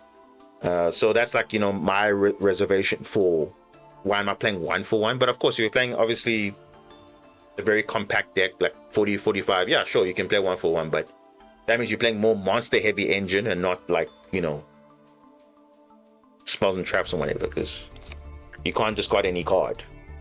If you could discard any card, I would have considered it. But yeah, so yeah, I'll leave it up to you. So to the guys watching watching this, or for those of you watching it later, that is my proposal for the, if you feel like the deck is not optimized and you have a better suggestion of optimizing it, do let me know, and then I'll look into it. As I always do with any deck that I want to optimize, I always will do testing, and I'll always give you feedback on it. Because I wouldn't have said this would have worked out if I knew it wasn't going to be that good. But I know it's good, because it's even competing with the newer stuff that we haven't even got yet in Master Duel. The newer branded, we're fine. The new Mitsurugi stuff with the End of Ruler, Dominus Spark, even Fajola's Harmonia, we can literally play around Fajola's Harmonia. We can literally play around it. So it's not like we can't deal with it. Like all these new stuff that's coming on the way, we can manage. So it's not like this deck can't manage, it can't keep up.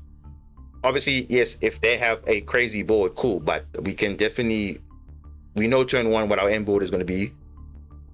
This is usually like enough. So yeah, but I'll leave it in your court. It is fine, so it's okay.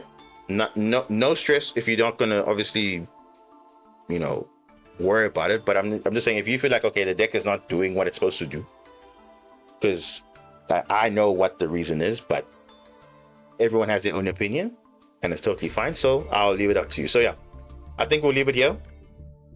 We managed to survive the stream, 3 hours, and obviously a bit of that other stream that we lost before. But yeah, this was good nonetheless. And yeah, just like, again, look out for other content on the way this week. The next stream, I think probably will be Friday, most likely. So just because I'll just bit busy with some stuff. But yeah, nonetheless, we'll see you on the next stream. So have a good week, and we'll see you next time. Have a good day. Have a good night. Cheers.